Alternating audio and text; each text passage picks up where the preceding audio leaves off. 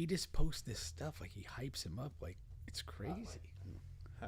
Like I got to show you some of the stuff that he posts. It's just like delusional.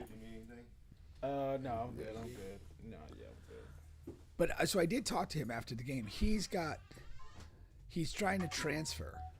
He's in school. Yeah, he's in like the middle school. So he has 2 seasons of eligibility left in college, and he's trying to find a place to play. So I was under the impression he would finish college, but he hasn't. From the Sunshine State, the great state of Florida, and what does your Uncle Charlotte always say? The craziest people in America come from the Bronx and all of Florida. I'm still strapped, boy, these handguns on Vanguard. I like going against the grain cause my head hard. Bae, I used to thug hard to see this crack hard. I don't thug nothing but the motherfucking task force. Me and 2 Root running shit, we like the fat boys. Paid cash for it, so I try to and fast forward. I put it all in your face like you asked for. Most of you love frontin' like the dashboard. I get it chalked out like the blackboard. I got the ghetto off glass like the backboard. Most of my niggas ride till it ain't no gas for. We been outside like ain't no map for. Been outside like ain't no map for. I swear to God, these motherfucking jets in Florida is different. Man, I was at this house the other night.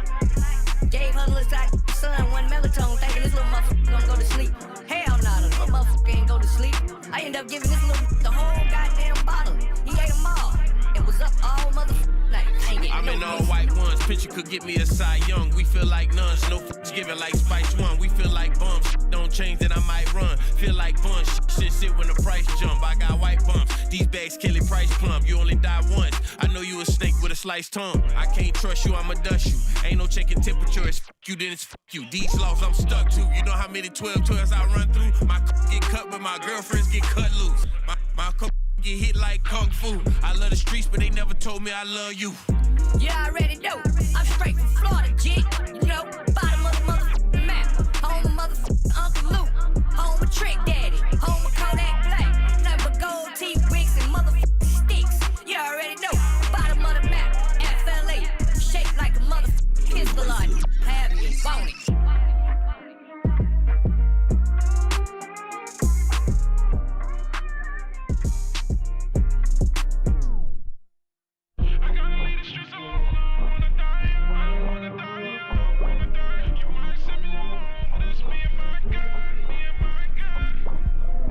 I ain't got no damn business at church. Cause all I be doing is looking at damn prints in that bitch.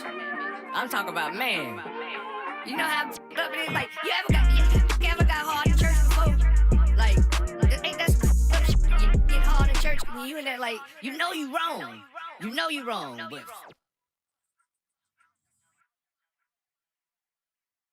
From the Sunshine State, the great state of Florida. Welcome back. You're back on the bench podcast with Bubba and Pink, home of sports, music, and mayhem. Don't forget we're available on all, and I do mean all podcast streaming platforms, including here on YouTube. Please like, share, subscribe, all of that good stuff. Let me check. Let me see what we... Okay. Yeah. Gotta make sure we're still looking good here. He gave me this iPad here. An iPad? Every week we're adding something new, man. You know? What's the iPad supposed to do? Yeah, I can manage if you have comments or stuff. I haven't been able to comment because of the new setup. Yeah. I like to interact with the public. I like to appreciate these guys, man. I gotta find a shirt that doesn't make me look fat. You're supposed to say it's not about the shirt. It's the guy wearing it. I set you up, man, volleyball style. No, because I was this girl had she had messaged me. She was like, you got to tell Pete to slow down. Slow down. Tell Pete to slow down on the eating. Yeah. Oh damn. But that was with a different shirt. I haven't found the right one yet. I think dark is the way to go. Dark is the way to go. I got to keep that in mind. Yeah, because last week was fine. All right, good deal. But speaking of today, man, we got a really dope show for you guys today. As always, we got a artist, Abson, going to be joining us.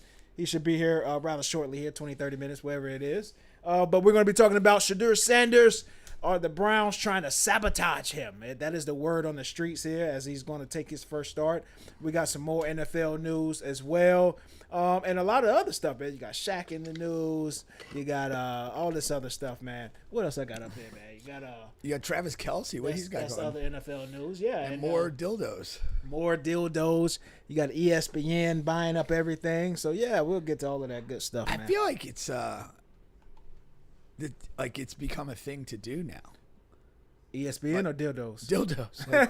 Like why not throw a dildo at a game? You know, I was thinking earlier, and this is usually something I would say for the end of the show, but you know, who cares? But you know, out of all the craziest and saddest things that have happened in my life, I have had some crazy and or sad things happen. Like, you know, whatever. Like the guy dying in my arms. That'd be sad, right? At Edward Waters. Crazy and sad. Okay. Getting stabbed to death and dying in my arms. You got whatever. You got mom passing, grandparents passing, all of that crazy stuff.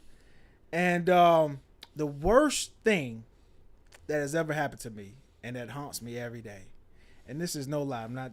This is not a joke. Okay, I'm gonna take myself seriously. Face. Serious face, right. man. I'm ready. Is walking in on my sister getting banged, man. You did?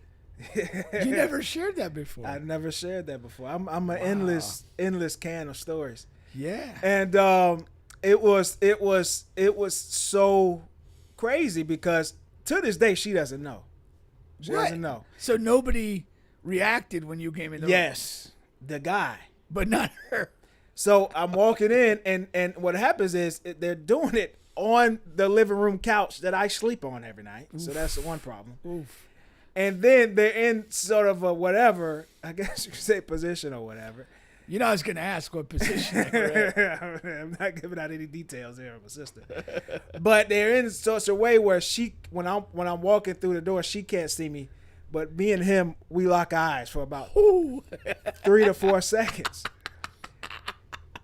And what bothers me, did he give you a your next 5? What bothers me about this encounter is he doesn't stop, and he doesn't like look away. He's looking at me like because he's looking at the door as whatever. Yeah. And he just looks at me. He doesn't make any gesture or any like whatever. He's just looking at me, and he's still doing what he's doing. And let me tell you something too. Another thing too, because part of it I've kind of walked in on it for whatever. No pun intended. Because I heard some stuff when I was at the door, but I thought it was the TV. I'm like, damn, this TV is loud. Damn, somebody's watching porn. I was like, damn, this TV is loud, man. But this motherfucker was going to town, man. This motherfucker was going to town. I mean, like, maximum volume. Maximum volume. Wait a minute, from him or your sister?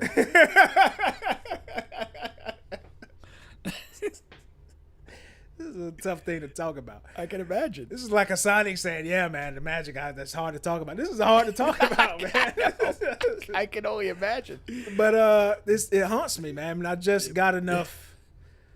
To talk about it, man. But I feel like by him just kind of making eye contact with you and not otherwise reacting, like he kind of like saved your sister some embarrassment. Maybe so. Because again, like you said, the moment passed, she didn't see you. No. Like if he had stopped or said, "Holy shit," like then it's like everybody. Then you're locking eyes with your sister. I mean, I think in retrospect, this guy kind of did you a solid. He probably did, man. Because think about that. Like if he reacts, like immediately your sister's gonna react, and then she's gonna be like, and then there you are. Yeah. Or did he do it selfishly because he didn't want it to stop or end? He probably was. Well, who wants that to stop when you're going to town? I mean, that goes without saying. To this day, I don't know. I don't know what that meant. I don't know what that interaction meant. That look or whatever. I'm confident I'm right. That's funny. Though. I have been interrupted by like kids. Children, like little kids. We know not your children. Whose children have interrupted you? So that's a weird thing. That is a weird thing, but like, if you're gonna use the living room, like you kind of know you're taking a chance of a house. Yeah. I mean, you go to a bedroom, you close the door. There's, maybe there's some expectation, but like literally, if you're coming home, what are you supposed to do? You're entering the front of the house. Yeah. There's the living room. Yeah. You don't have many options. Yeah. That was a odd selection there. Yeah. And then I had nowhere else to sleep for the summer. So you didn't sleep there again for the rest. Oh no. That was over. You didn't do the move where you kind of like maybe broke the couch. It had to be replaced. No. If I broke the couch would never be replaced.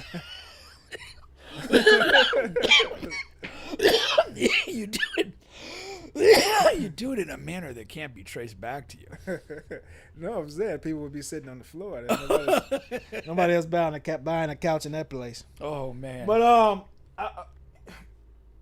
the talk of the week, what has really been really interesting, man, is the Shedeur Sanders piece over in Cleveland, because up until this point you hear about all of the quarterback stats in the training camps, and you're hearing about Shedeur still fourth string, he's not working with the first stringers yet, and all of that stuff.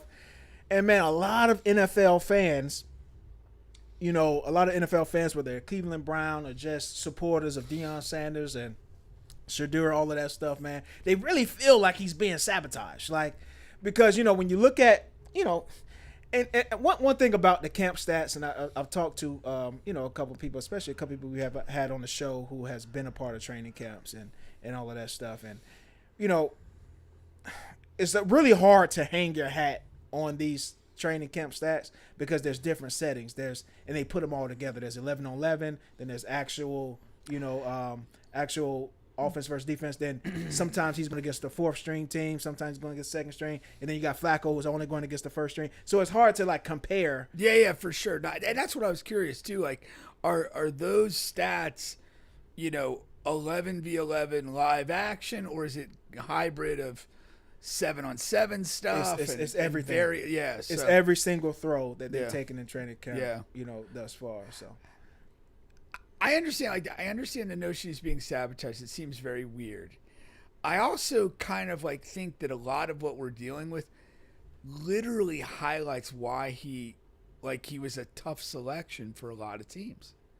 Because since the day he's gotten drafted through today, he's been the number one story on that team.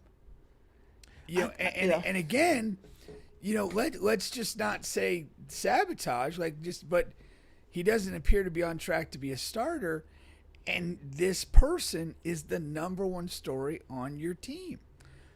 Yeah, I understand it. I understand you're just, you're talking about it, from that standpoint. Yeah. But I don't understand. I find it hard to understand the why of it all. Like for example, whenever someone says that, what you just says, I'll automatically think of my boy Tebow. Right? Yeah, for sure. But the difference is Shedeur appears to be a better throwing quarterback and a better prospect at this point in time in their careers. So, who gives a shit if he's, whatever, the talk of the town, if he's your number one or number two, if he's your number one quarterback on your roster? For sure. Like teams passed up on him, like the New Orleans Saints passed up on him. When there's still a lot of NFL scouts that don't believe that guy's better than Shedeur. Yeah. So for just to not take a guy because he's going to draw so much attention, I just think it's hogwash. So it either has to be the NFL and these teams, they looked at the tape and all of that stuff and just said, hey, Shedeur is not, whatever, worth a top 4 round pick, or he really screwed himself in that draft selection process that I talked about for a couple of seconds, and I'm leaning towards that. I think he did himself no favors in the process. But I do think at worst he's a second-round talent. Yeah. And I feel that a team should have taken him, including the Saints. I think Pittsburgh should have taken him. I think a number of teams should have taken him, but they didn't. And my point is once you kind of get past the second round, now you're not drafting a guy to be your future starter necessarily. You're just bringing in a guy and see if there's anything there. And you're saying for whatever reason. For whatever reason. Just historically, when you're taking quarterbacks beyond the third round, and there are organizations that will draft a quarterback every year. If they don't take a high when they went in the later rounds, you just bring a guy in, see if we got anything. And I think teams do that. But once you get past, for me, the second round with Shedeur, that's what teams are looking at. Like they're looking at players going, well, we're not drafting a future starter. We're just drafting a guy to let's see if we got anything. Now, do we want that particular guy to be the biggest talking point of our team for the next 6 months? And I think the answer for a lot of teams was no. And I think that's why you had a certain slide with him. And I'm not saying it's merit-based, but that's what I think happened to a degree. But it's like doubly bad for Cleveland, who took a quarterback in an earlier round, and you've got these two guys. Yeah, there's no scenario for me that you draft two quarterbacks in the same draft, because NFL reps are limited to begin with. Your resources of development are somewhat limited, and you're trying to do that with two guys at the same stage. It's just unfair to both guys. Period. I don't think it's just a right development environment for either guy. I think it was a stupid pick. It really is, but then you look at it and like, if they don't take him, does he get picked at all? Like, may not have. Like, you know what I mean? Does he get picked at all? So it's like, you on one hand, and because that is a part of the sabotage argument. It's like, yeah, they took him and now he has to share all these reps with a guy that he's better than, that was drafted before him, and then no one believes in our boy, what's his name, Kenny or what was his name? Kenny Pickett. Nobody believes in him.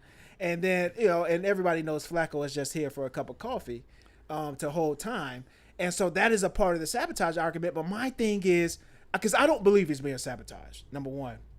Because my thing is the Browns did him a favor, like saving face. Because if the Browns don't take him, he might go undrafted. And then it's a point of, because I don't believe in the Deion thing, the Deion Sanders piece of it. Oh, they don't like that. That's not it. The league loves Deion. If Deion wants to coach in the NFL tomorrow, he'll be a coach in the NFL tomorrow, like whatever capacity. He's not like a hated guy or whatever, a racist thing. That doesn't have anything to do with it.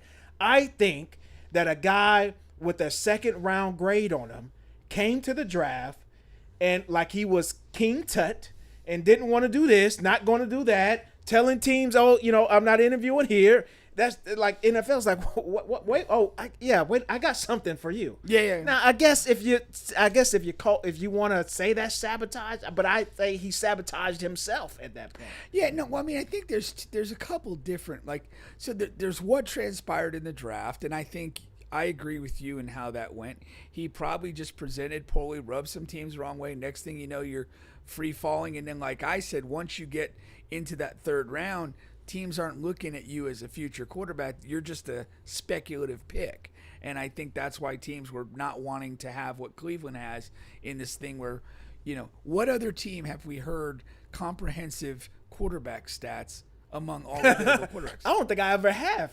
In my life. I don't think I ever have. Not training camp quarterback. That's what I'm saying. Like this is crazy the way this is being done. And they're keeping up with it like every single But I don't believe, but the next part is, okay, now you're Brown, now your team is like, I don't think there's like a sabotage going on. I just think it's a messy quarterback situation. Mismanagement. Yeah. More like negligence than intentional sabotage. Bingo is the way I would characterize it. But yeah, you got two guys with the same level of no experience trying to carve out reps. And if you're a Dylan Gabriel guy, this has not been good for him. No, you're trying to get in and earn your teammates' respect. And again, like the other day, Myles Garrett was in front of a microphone answering questions about Shedeur, and he's doing the political answers. Nice guy, good guy, works hard, blah blah blah. But like, why should Myles Garrett be, in a optimal circumstance, why is he answering questions about the third or fourth team quarterback? Yeah, so you're saying other teams didn't want to put themselves in their star They could players see in this that- at some point in the yeah. draft. If you didn't love Shedeur and want to take him high, then you're looking at this going, do I want that? Yeah. You know, another interesting guy, and it kind of was like a little bit of this similar story as Quinn Ewers in Miami. I think he went in the 7th round. Yeah. But that's a guy that went into his last year of college football as a potential Heisman candidate, a presumptive first-round pick, a guy that being the top pick wasn't outside the realm of possibility. He had a high school grade higher than Trevor Lawrence. Yeah. And here's a guy that ends up in the 7th round. Again, I caught a little note. Seems like he's impressing in Dolphins camp. The guy's not talentless, but again, nobody felt confident enough about him to take him first or second round where you're really drafting a future quarterback. He goes late to Miami, and again, because he's Quinn Ewers and not Shedeur Sanders, not much talk. Nobody's not at all. Not at all. surrounding Miami camp asking Quinn Ewers questions. No. He's in a good situation because For sure. Tua, he doesn't have long. And but on Shedeur now you get this opportunity because of injuries. They actually had to add a 5th quarterback, a 6th, I guess technically. Which again, becomes a story only in Cleveland. Yeah. If any other team in the league needs to add a veteran arm for the preseason because of It's just hum ho. It's just whatever. You just see it in transactions. Yeah. That's it. Now, this it's unfortunate to say it like this, but this is kind of it. This is kind of his moment. Because when you look at it as okay, you have the injuries, right?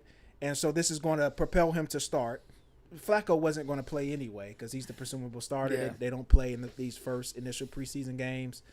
Alrighty, and then Gabriel and Kenny, they're dealing with these hamstring injuries. So he's going to play the majority of the first half, maybe some of the third, and then you're going to get the other guy to come in and finish the game. I'll say this. Yeah. If Cleveland wanted to do him a favor, they don't start him. They let Joe play 1 or 2 series and surrender it to. But because he's starting, this is already the story, 2-3 days in advance of the game. All eyes are going to be locked on him. Yeah. If he struggles, he's going to be dismissed as, we knew he shouldn't have been drafted at all. If he plays great, it's important for him to play great. It's almost too important for him to play great. Because then that revives the, hey, everybody made a mistake. This guy's the real deal. But if he doesn't play great, it's a problem.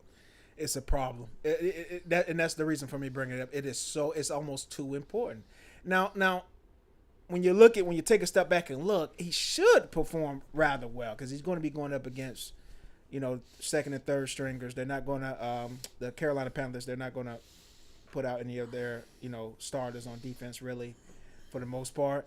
So you're looking at he should do well, but we'll see, man. We'll see. But I do want him to do well because not only are you doing this to try to joggle in the Browns camp, but this is also your tape for other teams. For sure for other teams because there are going to be other injuries. There's going to be other quarterbacks who disappoint and whatever, and for them they can bring you over to their team. If they need. And low key, teams are not in the business of keeping 4 quarterbacks. It's just not. One of them are going to get cut. Somebody of those 4 guys is going to get cut or trade it for an additional whatever late round asset.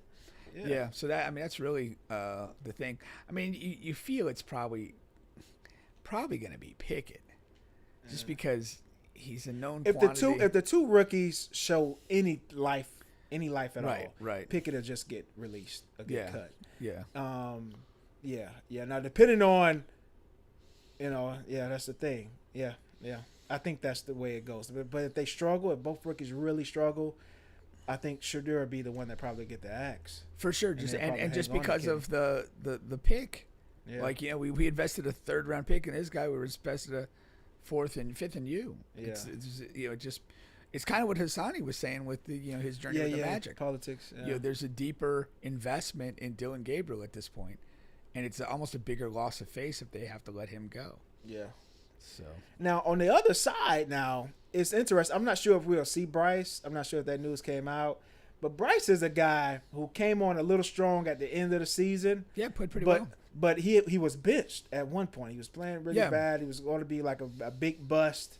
And I was listening to him during an interview, and he was just like, really it was their coach, and he was saying how he appreciated and loved how when they did bench Bryce, he didn't bitch about it or whatever. He took that time to see, okay, what was I doing wrong? What is the guy in there doing now? What can I pick up from that? Still, holding the clipboard, still talking to teammates, still, and that showed me a lot because I wasn't a Bryce guy. I thought when he was playing bad, I was like, I knew that was that wasn't the pick for them. Yeah, you know what sure. I mean? And he turned it around and had a good end of the season. But I think the preseason and starting the beginning of this regular season for Bryce is going to be really important for Carolina. For sure. No, but again, credit to him because a lot of people don't have the resilience, don't have the grit to take a benching, a year and a half into your NFL career as the top pick, and fight back and do the right things. I mean, there's a way to come back, and he showed you that it can be done, but a lot of people fold in that situation. Most people fold. So for him to do that, and again, you look at it, if he's able to have a solid career, particularly as a Panther, like some guys hit adversity and they end up somewhere else, and maybe they can revive themselves a little bit. But to take that hit in the team that drafted you, fight through it, stick to it, and come out of the other end for them, that's a pretty special accomplishment. Yeah, that really means something. Because when you were talking, I'm thinking Baker, but Baker didn't do it with the Browns. He went over to the Bucks. Yeah. But a similar type of situation. He had the Panthers and the Rams stops before he reached the Bucks. Yeah, even that. Yeah. So he's a guy I will always respect. Yeah. Just his whole thing. Walk on to day one starter at Texas Tech, walks on to Oklahoma, becomes a Heisman Trophy guy, and then, goes high in the draft and has again a little bit of ups and downs, but overall a successful career. Facts.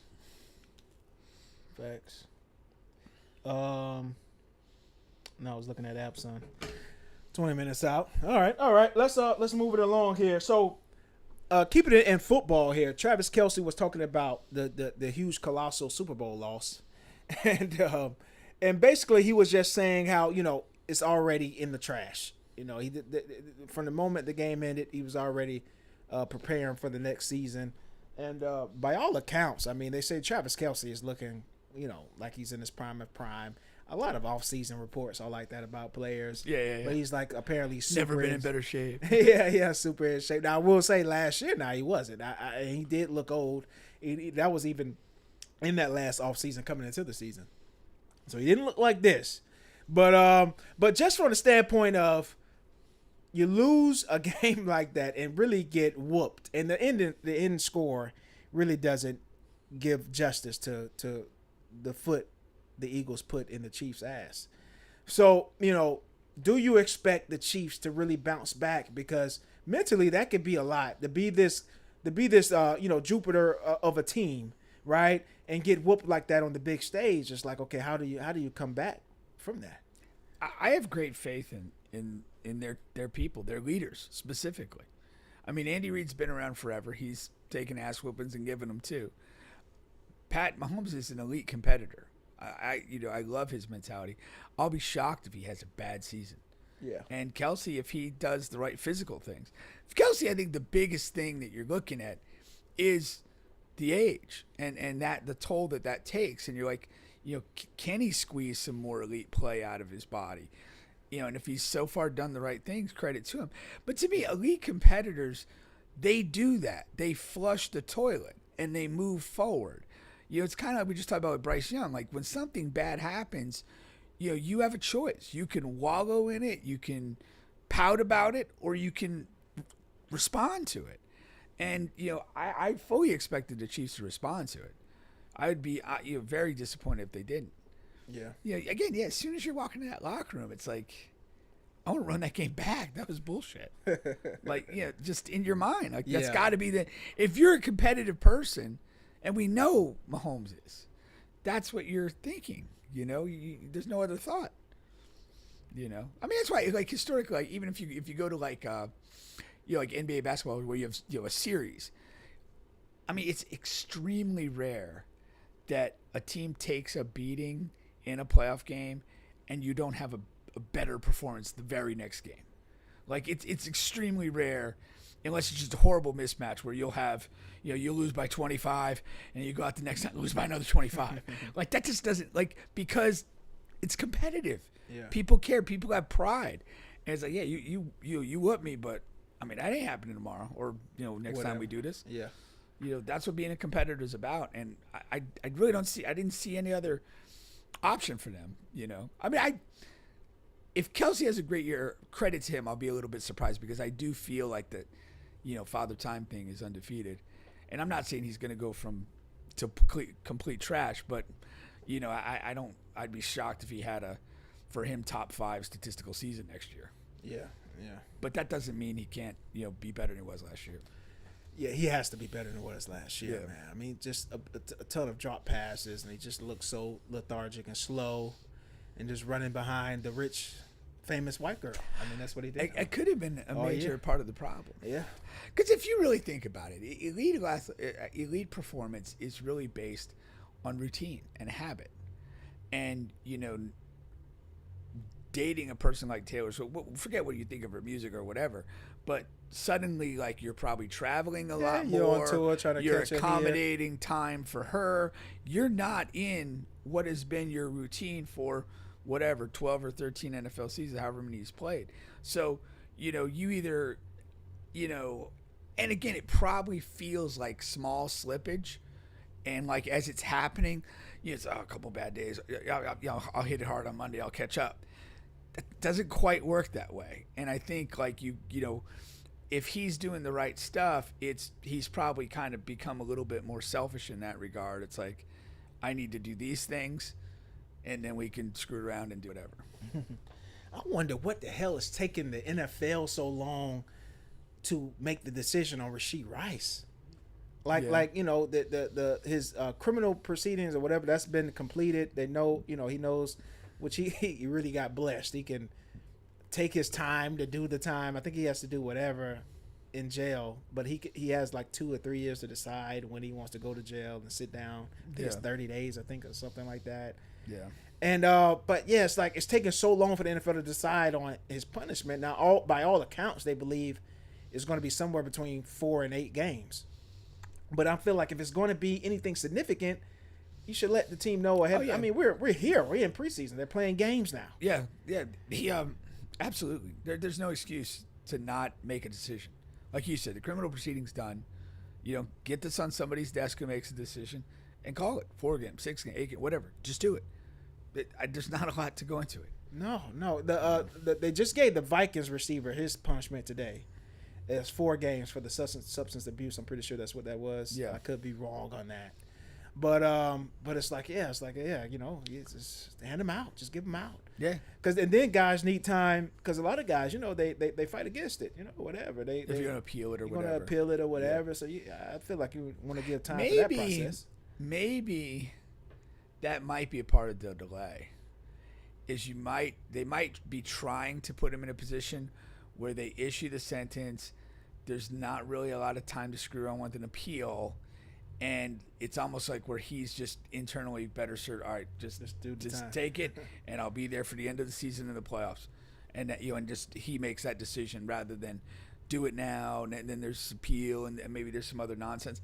That might be the intention behind it. Yeah. It's kind of jam him up right before the season, and kind of just make it where, like, you want to screw around with this, you might miss important games at the end of the year, or just take it now and go. Yeah. I can buy that. All right, here. Another NFL thing I thought was really interesting. Now, all these teams are releasing their depth charts, right? And the Colts released theirs. Something I've never seen before. On their depth chart, quarterback 1 says Daniel Jones or Anthony Richardson. That's literally what their depth chart says. You haven't been a Florida State fan in the Mike Norvell era. No, but I'm talking about NFL. No, but that's a, like, that is a big Mike Norvell thing. For real? Yeah. On the actual depth chart. Yes, because they release them pretty regularly during the season. I think they release one every week, and it'll be and he's gotten as many as 3. It'll be like this guy or this guy or this guy, and like you don't have like it might be 25 or 26 when you count the specialist, but you never have a Florida State depth chart where there's 11. and there's no ors. There's always an or. So you'll be like, Pink or Bubba, and then it'd be like after that they just have like another name would be the backup behind us. Yeah. But it's so common, man. It's so common. But man, this is another I don't know why, but like I'm going to be interested. I'm interested in watching some of these preseason games more so than I have been in the past because of these things. Like Shedeur, I'm going to be there. I'm watching Shedeur Friday, and then you got this one, Anthony Richardson. I'm very curious. Like he's in a place where this is hit for him. I don't see Anthony Richardson as a career backup player who coming in and can relieve your starter for times. Like I think he needs to be like your guy for the future, or I think he's somewhere in a warehouse forklifting. Like really, I mean after his NFL money runs out. Yeah. That's what I see from Anthony Richardson. The time is now. Yeah. I don't have a good feel for his like demeanor. I've seen very limited interviews of him. I don't have a good feel for his, and without knowing that, because I do think that there are people when you're a certain type of guy, when you're kind of like, I mean, Jameis is kind of that guy now. If you're kind of a team first guy and you could put your ego to the back seat, you could stay in the NFL for a long time as a backup. Yeah. I just don't know enough about Anthony Richardson to have a sense of what his mentality's like, if that is, the fate that becomes him. But he's in year 3 right now. If he's not able to become the entrenched starter, at some point in this campaign, he doesn't have a future with the Colts. I mean, he's gonna have to go on the market and, like Justin Fields did, where you're just trying to find a spot and make enough headway and maybe, salvage your career, or you become the permanent backup guy. Or like you said, maybe you're, you're just not that type of person and you're going to be out of the league. Yeah, because when you look at it, really, like some of these quarterbacks who are high profile, the career backup thing is just not in their cards, man. It's either this or it's nothing in the NFL. And I think Anthony Richardson is one of those guys. And it sucks, man. He's in this thing. First of all, when you're in a quarterback battle that can go either way, but it's with Daniel Jones, that's not a good look, man. No, it's not. That's not a good look. Yeah, if you can't distinguish yourself from Daniel Jones, and they have every single possible reason to edge you over him if all things are even. So that tells me I don't think things are really that even. I think Daniel Jones has the upper hand, and they're just being polite. They're just being polite because they have all of their chips on the board is with Anthony Richardson. Could be. But again, he has the opportunity to show. Now he's saying all of the right things. He said, I had to take this off season to change, eat right, because he's a big candy guy. Apparently, he's a huge candy guy. He's like me, and we have that in common.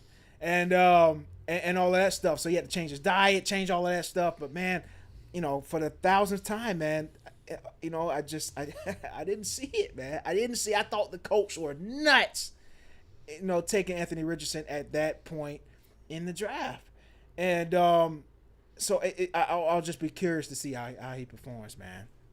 I can't wait. I wish the best for him. I want to brag on Gators quarterbacks in the league. We don't have that many. I mean, from Rex Grossman to Tebow to I was gonna say, we've had some. Other than Richardson, do you have any in the league? Any in the league currently? Yeah. We got Kyle Trask. Oh, I forgot about him. I mean, I guess he ended up transferring. But he was he was a big hot commodity with the Gators. And he finished his career as a Gator. Did he? Okay. Yeah. Okay. That was because he took over for Felipe, and then did. he was very good. Yeah. Sat out the bowl game in what would be Mullen's last full season. Yeah. Shout out to Mullen. Yeah. But yeah. So those are the two I can. He's a guy I guess he's behind Baker, but you don't hear a whisper about He it. didn't perform well in the last preseason. Yeah. But they kept him. I mean, Yeah. so, But that, I mean, it's not good for him going, this far along and you've made no impression in the league. Yeah. Tough. Not a great time to be a Gator. I mean, it is. Maybe not to be a Gator quarterback. We can't even get the one we got now to stay on the field. I know. But he's back throwing passes Lagway if you're interested in that. I'm not. That's too funny. Where do we go from here? Let's address the dildo in the room, man. Now this thing here is getting out of control. So another dildo has been thrown. Who is that person in the picture? That's a random person. Oh, okay. I couldn't find a suitable picture, so I chose her. You could have like superimposed a dildo with AR-15. Throwing it. Maybe That's one thing he can do. He Now. can't work it out with the Colts. There you go. he can throw very far. Now you can put him at the top of the stadium. He can become a full-time dildo tosser. What a great possible career. But this thing here, man. Now, two things. Number one, it can get old a little quick. I'm not sure how long this can stay funny. I think it's already old. Yeah, I don't think it's funny. Yeah. It can get stale quick. My problem with it is whoever did it originally, hats off, real funny. I mean, yes. But when somebody does it a couple days later, it's already stale. It's not funny. The second time, I think it still had a little juice. But now we're on the third. If you're easily amused. Now, this is the interesting things now. They're keeping it the same dildo. I think that's interesting. These are different people. No. To go out and find the same dildo, the same size, same color. If you That's dedication. If overkink.com was still rolling, they would be able to probably track this. There would be a selling surge on the neon green dildo. Yeah. After that, there's no way Yeah. you did not have a sales spike for that particular. You have dildo. to. That's unoriginal to me. Yeah. Like throw something else. You want to see a barrage of maybe throw some handcuffs down their necks or some lube. Yeah, or Lubricant? maybe the like the executioner's mask with the dildo attached. That's what was that next Friday? Yeah, I mean, there's so many options. I mean, no, we're gonna throw the same green dildo down. Come on, man. Whoever the second thrower is a bitch. Well, that's the third now. Third thrower. They even have these on the betting sites, man, where you can bet on like what if it's not green, what color it's going to be. So is this one of those things then where like the one guy like he bet on somebody streaking onto the field, and he won the bet. Like that's probably something like that. Yeah, what game is going to be? I bet you this third thrower had some action on the maybe. Oh, yeah, copycat thrower, man. Now the first guy, they haven't caught the second guy, but they caught the first guy. Okay, so Jackie told me it's very sad. The originator. They caught the originator. All right, so maybe he has a ring of guys that he employs to throw at different cities. I mean, I don't know. He could be a mastermind. I don't think so. He could be. It's not now. Maybe he has a box full of light lime green dildos. But you're not a shipping them out. You're not I mean, you're maybe a mastermind if you're robbing banks and you got a crew of guys working for you, but not throwing dildos. There's no revenue for that. I don't know. Come on. Maybe he can get something generated. But, so they brought him on charge. Now, what they did with him was he's banned. He's banned from all WNBA games this year. Oh, my. He can't come to any more games. Oh, jeez. I've been banned too. Self-imposed. I'm like self-imposed NCAA sanctions. That's not right. And but he did have two criminal charges too. Looking at the thing. What are the charges? It was like assault with a deadly weapon. One was like assault with I wish I had that. Aggravated assault, maybe. Charges. Let me see. It was assault and disorderly conduct. Disorderly conduct. That's like a catch-all. Whenever you kind of just somebody does something randomly out of hand, you could throw the disorderly conduct at them. Yeah. It's kind of like an umbrella thing, you know. It's not really specific. Criminal trespass. Is the Criminal trespass. Okay. Criminal trespass. That's, I don't know. I guess it's a good array of charges. I hope he doesn't serve any time. You don't think so? Right? It Well, probably why- come with but- like community service. But yeah, why? Like, do we got to take this guy off the streets? I mean, come on. He's not a danger to the community. He provided levity. I mean, he is the originator. I know. Now, do you think the other guy should receive harsher? This is Since you're not amused. probation and a fine. Probation and a fine. This is not like you're not a threat to the community. Oh man. You know. Then if you get like, you know, you put these guys in jail for some time, they might come out real hardened criminals. Now they are. Now they will be a threat to the society. Yeah. Yeah. But yeah, they gotta do something else. Come on in, They Abson. take some involuntary anal and they're different men. Oh my God. They might have some dark thoughts. What's that? What's going on, man? So, yeah, that's No more locked doors. Had the door locked out there, man. that's crazy. Yeah, no knocking for 10 minutes. Oh, No, I jeez. didn't know that, man. It's all good. All right. But yeah, I hope these guys don't serve jail time for that. No. You'd want them to? No. Okay. All right. No. I didn't think they could even like put charges on them anyway. Yeah, but you can with like, I mean, you could kind of stretch. Like, disorderly conduct is kind of like a catch-all for just kind of any sort of behavior that's not wanted. And then the assault, like technically, even though it didn't hit anybody, you're launching it and you're uncertain whether it could potentially hit somebody. So you can make some charges. What would impress you with this?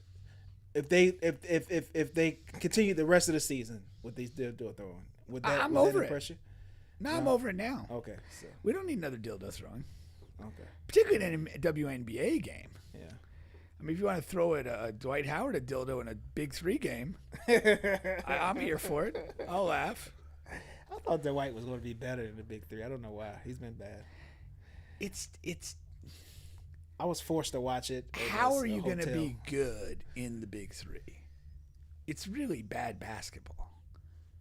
Yeah, but I mean, you know, they have MVPs. I mean, there's guys out there playing, they're performing. Yeah, but it's just kind of glorified mud wrestling, particularly for big players. Yeah. Like a guy that's a guard or whatever, you could still be a little shifty. Or You know who's balling out there is Greg Monroe. yeah, Remember him, the 6'10" big? I remember when he balled at Georgetown. Many Last time I remember him moons ago. balling anyway. Yeah, It's a hard watch. it is. I don't watch it at all. I was forced. It was the absolute only thing on in Canada, What? like that I wanted to watch. Oh, okay. Yeah. When in doubt, you could do like an Asian drama on YouTube.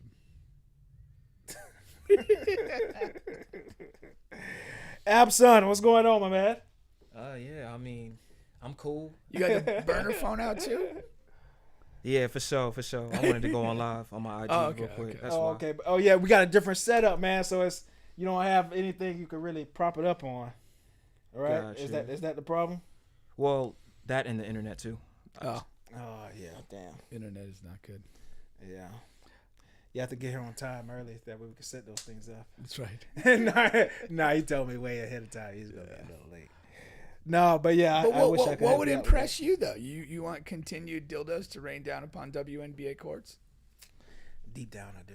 Do you? Yeah, I'm no longer amused, but I do want to. I'm interested to see how long they can keep it up. If you're not amused anymore, you almost want it to just do it out of disrespect for the league. Yeah, and I'm not that person. Yeah, So you're saying I'm becoming that person? you might be. No, I don't. I'm just doing a check-in. Oh no. How about a butt plug?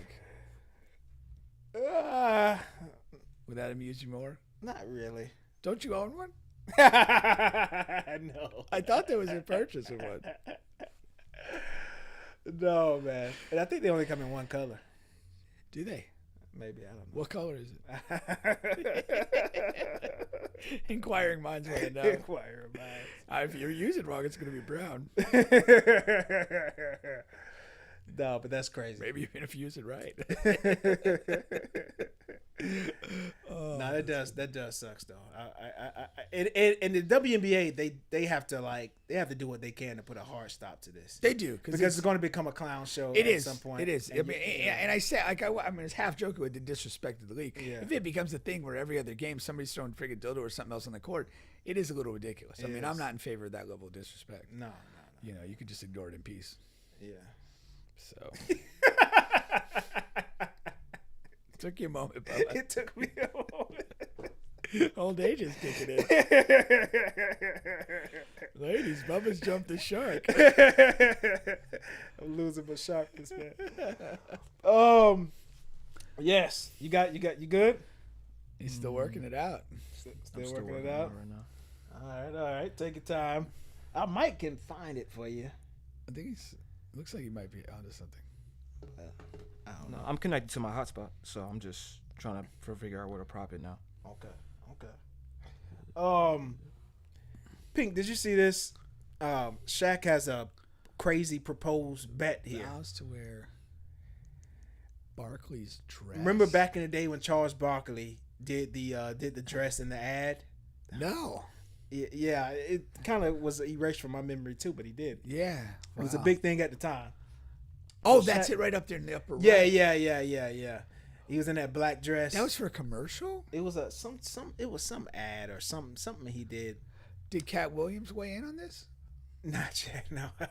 He weigh in on comedians wearing dresses. Yeah, well. But Some people think Chuckster's funny. yeah, he is. He's hilarious. That would count.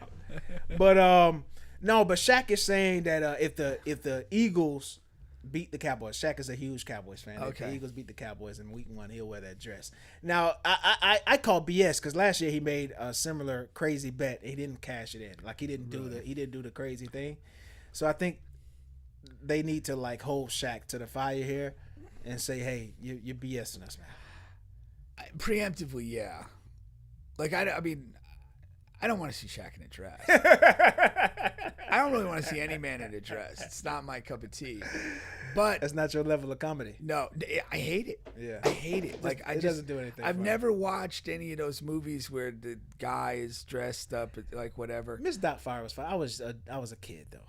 No excuse, man. I won't watch those. Miss Doubtfire was a huge movie. Big You had ugly- to watch it as a kid. I didn't. Big ugly dude in a dress. I'm out.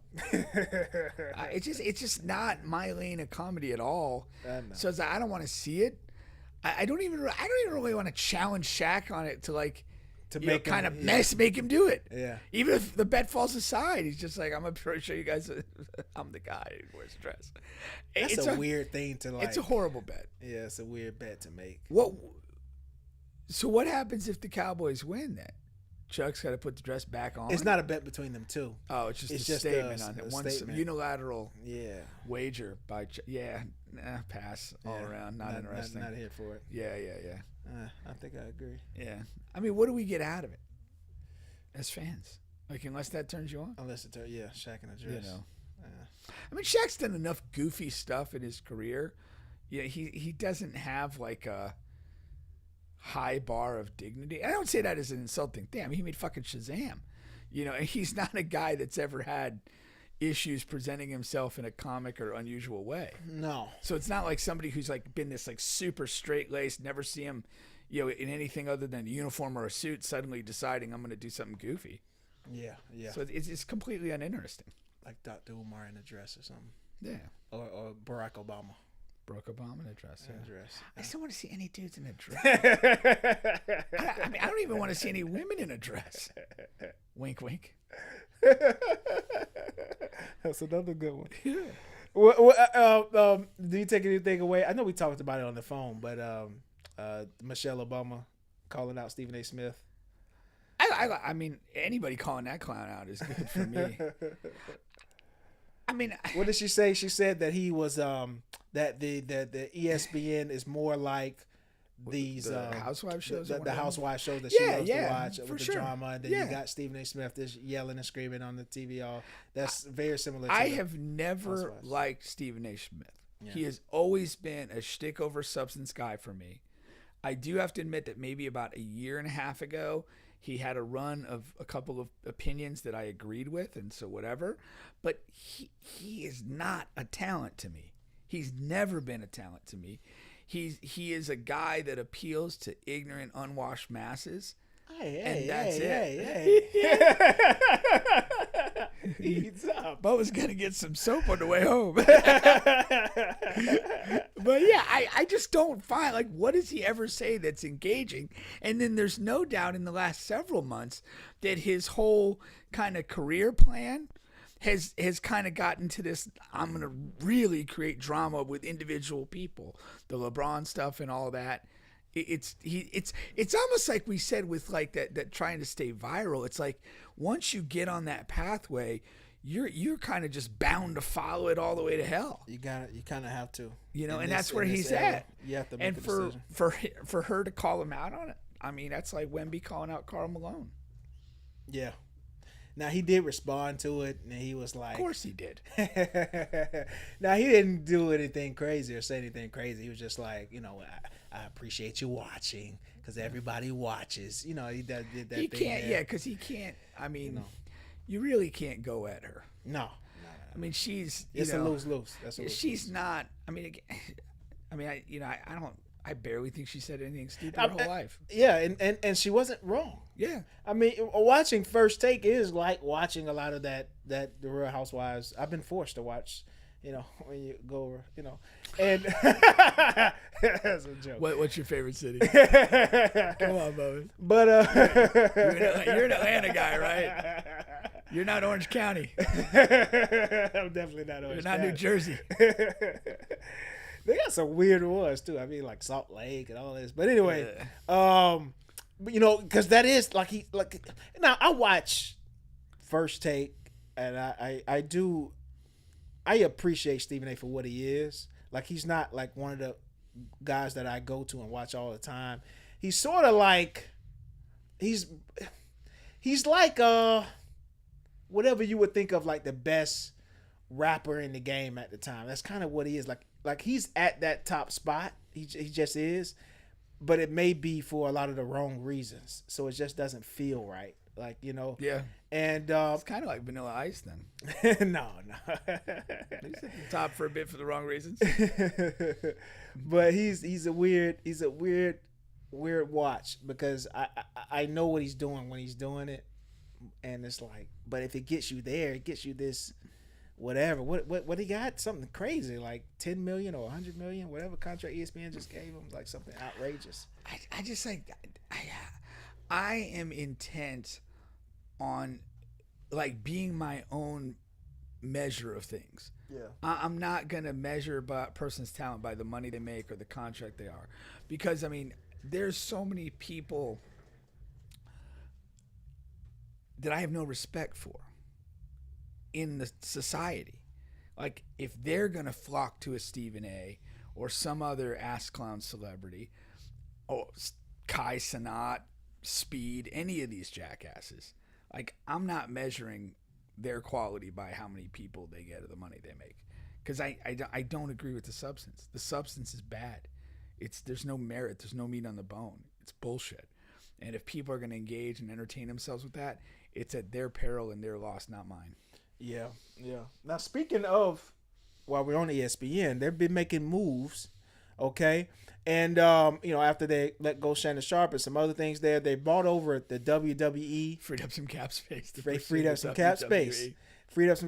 Got WWE, and they have WWE and the NFL. The NFL Network.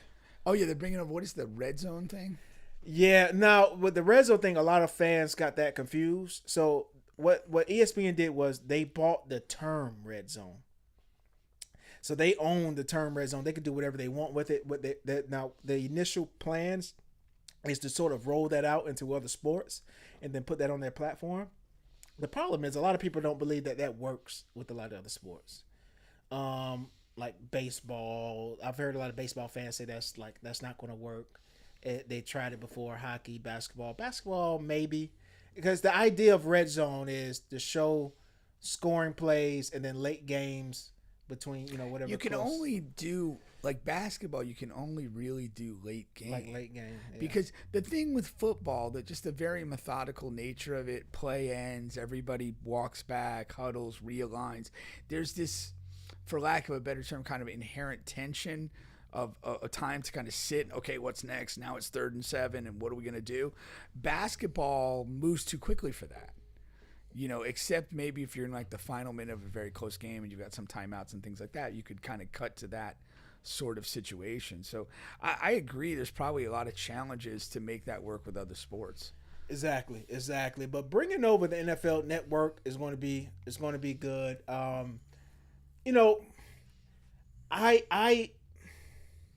The WWE is so colossal. It's one of the biggest mysteries in life that I just haven't. I don't know why people like the WWE. Yeah, I don't know. Well, somebody that we know was calling like Hulk Hogan the top 2 wrestler of all time. I'm like, how do you rank fake athletes? Like that's like, what are we doing it on? I have no idea. Like it's 1000% scripted. Right. They choose who win. They choose who lose. They choose what the movements. Everything is. And that's what, that's what I'm saying. So there's no wrestler is like digging deep and getting a win when maybe they shouldn't. Like it's just what I mean? Doesn't happen. I guess you could say like, as far as entertainment, who's the best entertainer? It's like you're ranking R&B singers or rappers. It's just entertainment. That's all it is. Yeah. But there's no. I mean, the problem is it's complete opinion. There's nothing to it. You can't say like this guy has won 3 titles or this guy's won 7 Super Bowls or any of that when you're talking about it, because they haven't really won anything. They just followed a script. So I feel a little uneasy about it being on the largest sports network in the universe. I've heard. I mean, have you heard a lot of stuff about just the bad business of ESPN? That they are struggling, that they've lost a lot with people cutting the cord. They've lost a lot of their traditional cable-based revenue, and the streaming. Although that's what people are watching, I've heard that it's just simply not as profitable as the old cable model, and that has caused we're several rounds of talent cuts in ESPN, and that a lot of those prior rounds of dropping a lot of talented broadcasters, veteran broadcasters, was connected to the business model, the profitability not sustaining itself in the new world. That's a great point. And so I don't know if these represent. Now, when you say they don't buy Red Zone, but they buy the term, like that probably sounds like you're not paying what you would have paid for the actual product. So you're trying to go to recreate your own. Recreate and regenerate some buzz. And again, wrestling, you're like, okay, we haven't been in the wrestling business for ever, as far as I know, and maybe they were a long time ago. But okay, we're gonna buy a brand with a kind of an established audience and bring that into our fold, who may have been, maybe either not ESPN, consumers, or maybe mild consumers compared to what they commit to their following of wrestling. Desperation. Absolutely. Yeah. I don't think there's any other way to read it. Yeah. And the thing that I read recently was they were kind of like, the Shannon Sharp thing was really, and perhaps the timing of it, and we were curious about that, was really as much a financial decision as it was a moral issue. They were about to throw him a crazy amount. He was going to be like 3rd in the hierarchy. Well, I think behind Pat and Stephen A. I think the scandal took the big contract off the board, but I think even bringing him back at a more reasonable still became a cost-cutting thing, because it's like we don't have the money to do this if we want to do these other deals. Yeah. And we're not going to get, the bang for the buck out of him. That's an interesting angle there. It really and seems it makes sense. A lot of people are talking about it makes sense. ESPN's business has been struggling. Apparently Disney's hemorrhaging money too. Yeah. So that's why they got $20, turducken things over there at the park. I guess I've never been to Disney. You should get out there one time. Yeah, and I guess I'm 30 minutes away. Or whatever, maybe 45. You ever been to Disney, Abson? Of course. Oh yeah. Of course. Yeah. Are you from here? Yeah, I'm from here. Yeah. My mom worked at Disney, so. But you got the free pass, man. Yeah, pretty man. much. She still work there? Yeah, for right now she does. Can you get Bubba pass? I'll try. I'll try my expand best. his horizons. I'll try my best. Make it 2 and I'll join him. Okay, I got you. I'll try my best. Me and Bubba will vlog our live day at the park. Yeah, man. I've never been to Disney. Have man. you ever been on a roller coaster, Bubba? I'm not a roller coaster guy. I mean, up until 2 to 3 years ago, I was extremely afraid of heights. I wouldn't get on the plane. Yeah, but you're not gonna. I mean, you did there. No, I'm not getting on the roller Become a man. No, man. Roller coasters are for kids. No, they're not. I try to get away with They're them. thrill rides. Are you a roller coaster guy, Abson? I'm kind of on the side of him too. I'm not really much of a roller coaster guy All right. anymore. You guys enjoy your Vagisil. Have you ever seen what's the movie? What's the movie, man? They just had another one a couple of months ago that came out with the accidents. Accidents. Yeah. I'm trying to remember. I think I know what you're talking about. Yeah, man. And then you can see it. They see it before it happens, and then it's like a premonition.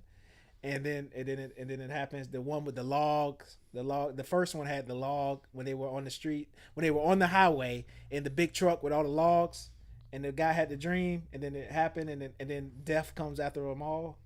I don't know what you guys are talking about. I just don't remember the name. I know, me either. It'll come to me soon, but that has scarred me from all roller coaster rides, man. Come on, Bubba. Yeah. You That's gotta tough. be better than that. Maybe you're a food and wine festival guy. At Epcot. I'm a Caribbean festival guy. Caribbean Festival. I went to Food and Wine to see Boys to Men, actually. Boys to Men? Yeah. Yeah, They were yeah. performing out there. I'm like, my old assistant Brandy got me like a ticket to go watch it. How many years ago was that? Oh, a long time ago. Because they Probably maybe 8 years ago. okay. Because I saw, I told you I saw them at that work conference last year. Yeah. So they're still Well, around. they played at my boss's house for his daughter's high school graduation. So they're just going around doing They're work on a circuit functions. there. Work They're on functions. a circuit there, man. And it's funny. That's a lane. I didn't even know that was. Oh, you know it what is I mean? absolutely, and it's funny because they're very aware of it. Like it was a high school graduation. Obviously, there's adults there. I was there, so I remember them. But they literally in the show, they're kind of like you guys might not know who we are, but we were a pretty big deal about 25 years ago. And the crazy thing, and I was actually disappointed, they actually worked in like a set of white music. Like that was very disappointing. Like doing covers? Or, yeah, some covers. And they knew hey man, I don't see a whole lot of black people here. Let me one day we're gonna go with the white songs for a couple. That was disappointing. So you think they should have just stuck with the program? Stuck with it. Yeah, you are who you are. Yeah. Be great at being you. Yeah. Don't adapt. Don't adapt, man. It wasn't like, I mean, the vocal talent's there. It's not awful, but it's not. It wasn't like they took like a song and kind of put like a spin on it and made it interesting, or there could be a pop song or a country song. It's like, well, we're gonna do it in our way, and that could work. It wasn't even like that. They were just singing white songs, the white way. Yeah, that's interesting. Wow. It's not interesting. It's sad, disappointing. Well, speaking of music, we have Abson in the building here. All right. sir. What Yes, was sir. this? Your second time, right? Yeah. Yes, sir. Yeah. So appreciate you coming back in here, man. We worked that transition from music. Yeah. That's how you do it, man. We're Becoming true professionals. professionals. We're professionals, man. And so you've been working, man, and that's one thing about you. You stay active. I always see you're posting something that you're doing, and you have a project. Is that right? Yeah, working on it right now. Working on it right now. So what's the name of it when you're thinking about releasing it? It's actually self-titled, so thinking probably later in August, possibly September. I'm kind of slow walking it right now. I feel like there's still a few things that I got to get together with it. But even speaking of that, actually, I got something for y'all. So this is the Abson 2-3 CDs. I just wanted to get y'all. I appreciate that. CDs, Okay. you know what I mean? So, Very nice, very nice. So you're still talking within Gotcha. 30 days, so it's coming quick. Yeah. Okay, you're saying take your time with it. I thought you were going to say Yeah, I mean- before Thanksgiving. Yeah. It's like Who end of the knows? month. Who knows right now? Because still working, ironing out the kinks of everything going on with it. So as an artist, when you say ironing out the kinks, have you already recorded the bulk of it, and you're maybe just thinking of redoing a few things that you just want to do better? Like, what is that? What are the kinks that you're working out theoretically? Well, mostly just the engineering part of it, just Okay. the engineering side. Every song that I wanted to do on the project has been recorded. It's Okay. just a matter of just the mixing and mastering, the engineering, just making sure all the songs are correct before I put them out. For Okay. the most part, but for the most part, I got everything that I need as far as the cover arts and where I want the direction to go and it being self-titled, that kind of thing. Okay. Cool. Now, what are some of the songs that you're really excited about? Now, I actually have the video for Making Moves. I was going to play at the end of the show here, so I have that lined up here. And so what are some of the songs you're really excited about in this project? Well, I just shot a video for this one. It's still in process. It's called The Basement. Okay. So it's basically my ode to that group in the 90s by Devontae Swing. So Okay. Timbaland, Missy, Okay. Tweet, Genuine, those guys. So So it's going to have that feel to it as well. yeah, definitely okay. that type of feel, that type Nice. of sound. So it's gonna be fun for sure. Now, talking about sound and your sound, because I had this and I wanted to talk. The older I get, right, the more I understand my granddaddy. My granddaddy was a guy who said whatever was on his mind, but you kind of had to deal with it because he was the only person in the family with money. So you was gonna need him, but he just said whatever was on his mind, like you know what I mean. And the older I get, the more I do that as well. All right. Gotcha. So whatever I say here, don't take it to heart. All right. This is just what I'm going through your music and stuff like that. So when you talk about your sound, I still see or hear a couple of different Absons, and is that done on purpose? And let me give you an example here. Mm-hmm. Okay, so, and I remember I told you this on the last pod because the my favorite song from you, and I actually have it on my playlist, so I play it, is the For You record. Mm-hmm. Now, when I did some independent research of YouTube and some numbers that Google presented me for Abson, For You is the biggest record that you've done as far as numbers wise. Just the couple of platforms that I've checked. Not sure about all together. For sure. And then the next one is Beautiful, and I don't know if that's a full title name. Yeah, it's called Beautiful. Okay, it's Beautiful. Mm-hmm. Now those two songs there are a completely different sound than the other music that you're making. And I wonder if you like the For You and the Beautiful record, you can say that they're full women records, but they're and I wish I had it here queued up to play so somebody could hear, but it's for the number 4 and then you, Abson, and then Beautiful, Abson. He has it's on his YouTube page. It's all on audio streaming platforms. And but that is a different sound than the Making Moves and the Beast Boy, like when you're rapping, right? When you're getting ready to make a project or just getting ready to make music, are you cognizant of, okay, my numbers say people like this sound, but to me, and this is Bubba speaking, in my opinion, it sounds like, but you really want to make the rapping songs, the Beast Boy, the Making Move. That's to me, it seems like that's what makes you happy, making that music. Yeah. I know I didn't tell you I was coming. Yeah, it's cool. It's cool. I appreciate the thought process for sure. So, I mean, in some degree, yeah, I look at the numbers. I look at, what For You did and what Beautiful did and kind of like, okay, maybe more records could lean towards that. But then I also think about the other records that I'm making. So, I mean, I have fun with all of it. And actually, Beautiful is actually one of my favorite tracks I ever did. So I enjoyed that aspect, and I also enjoy the songs like the Making Moves, the Beast Boys, that kind of thing. So I enjoy both, equally for what they bring and what they represent. But, it's always the thought process in the back of your mind, kind of like, hey, think about, actually think about the audience, think about what they really like from you. So it's just, it's a double because, again, you want to be true to yourself, but then it's kind of like, I know people will kind of like that kind of record. For You was more so what you just said. It was more so an experiment. I was like, okay, let me just try it because the producer put the beat on, and I was like, hey, let me just try it. Let me just write it, see what works. And then it ended up working, and I was just like, okay, that's cool. Beautiful was more like same thing. I wanted to do something different, but that was more so intentional. But everything else, like Beast Boy, yeah, those are more my records. Making Moves, I can make those kind of records in my sleep for sure. But if For You worked and it was an experiment, why you never double back? Double back.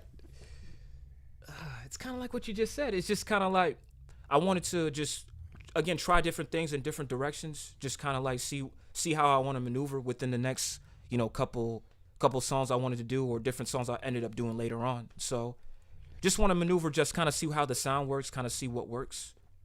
Respect. But when Kareem found his hook shot, man, he never did anything different. Hey, I mean, I'm he didn't go to the 3-point line, into the mid range. Nah, I get it. But I feel you. It is crazy though, because like we've talked about this in the context of basketball. Obviously, almost all of your elite players really have a couple of moves. They don't have 10 moves. They do a couple things that set up their game. One main thing and then a couple counters off that, and that's how they define themselves. Gotcha. But you're kind of trying to keep the whole spectrum open, because that's true to yourself and kind of what's inside of you. That's a lot like Muse, actually. Yeah. When we had him in a long time, you know Muse? The name does ring a bell for sure. Yeah.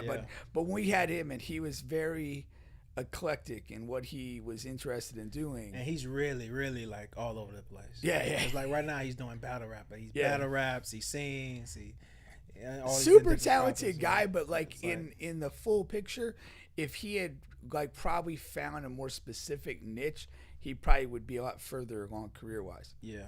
But something to consider. But no, for sure. It's definitely something that's coming to my mind for sure. Yeah. Just this is what people know me for, because most of the biggest artists have that. It's just like, hey, we know you for this, we know this guy for that. So just think about the Cupid Shuffle guy.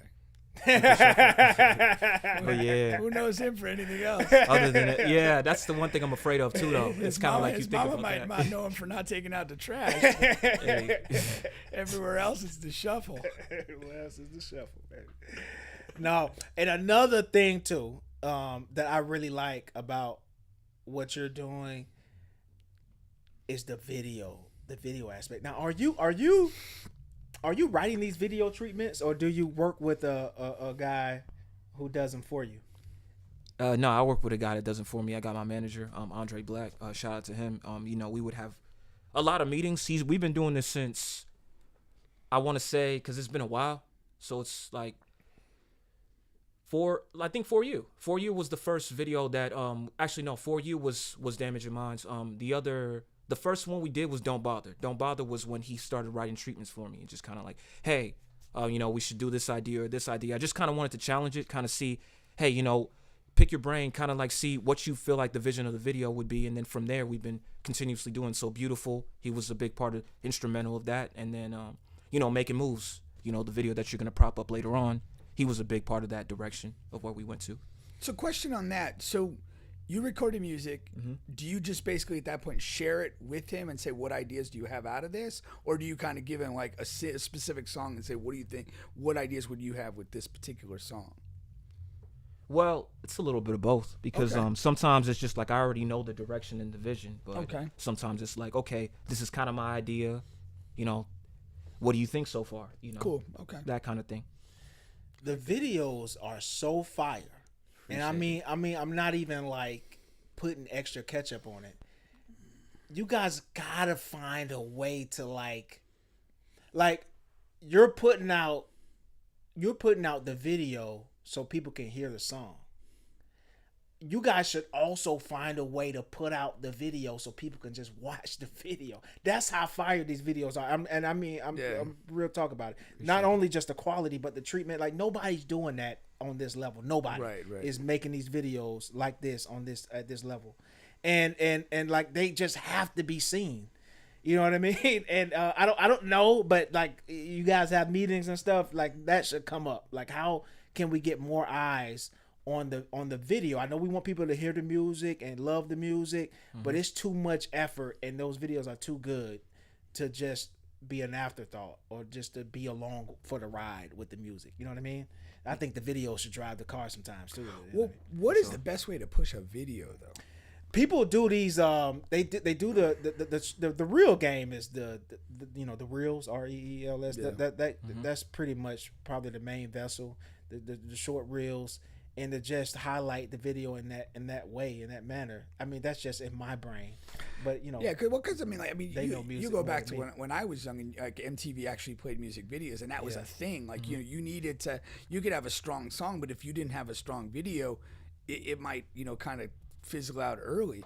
But there's not a lot of platforms that are video focused. It's the social media game. Just you the gotta social media stuff. Yeah, But it's the but social again, media even stuff. that's not like full length videos. Right. That's what I said. And that's that what I'm thing. saying. Like Yeah, when yeah. you put in the time to have a treatment, concept, Yeah. and all that, like it could certainly look great in a reel, but it's almost not doing it justice to what it is artistically. Well, luckily for him, a lot of his songs are not like extremely long. Yeah. So some of his songs are already in real format. You know what I mean? Okay. 3 minutes, right around 3 minutes, a little bit more. So Is that a conscious decision on your part, the duration of a song? Yeah, it's for the most part. Just try to keep it short as possible, to fit in with the times that it is. But if it requires a long song or longer like period of time, then I'll do that. But mostly just keeping it low key, short. Yeah, makes sense.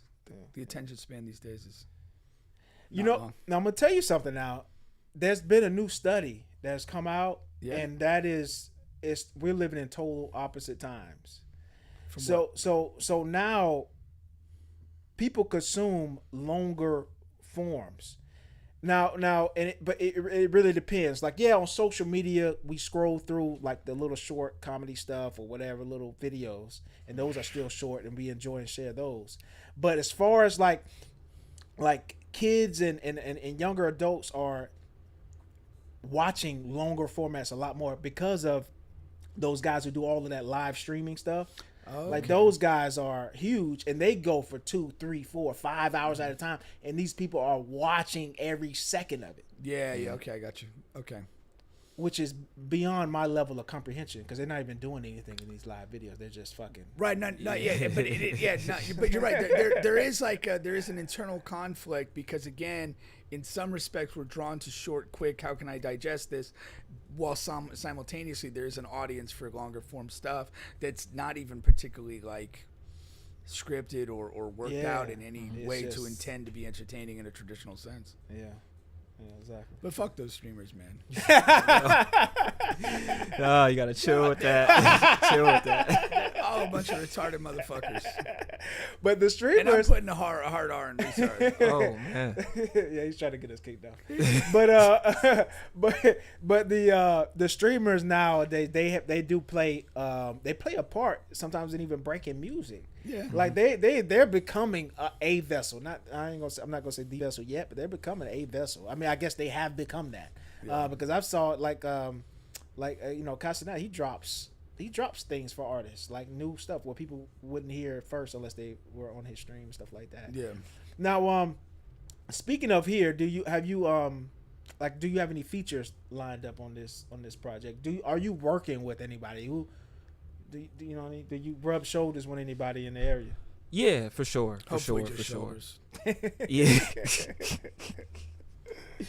Yo, okay. Yeah, a few people that come to mind. Andre Black, he's on the project for sure. Definitely we ended up doing a record together. That's one person. Another person, I got to work with this female artist named Brittany Bay. We have a song together on the project. The Basement, it's got JayZ on it.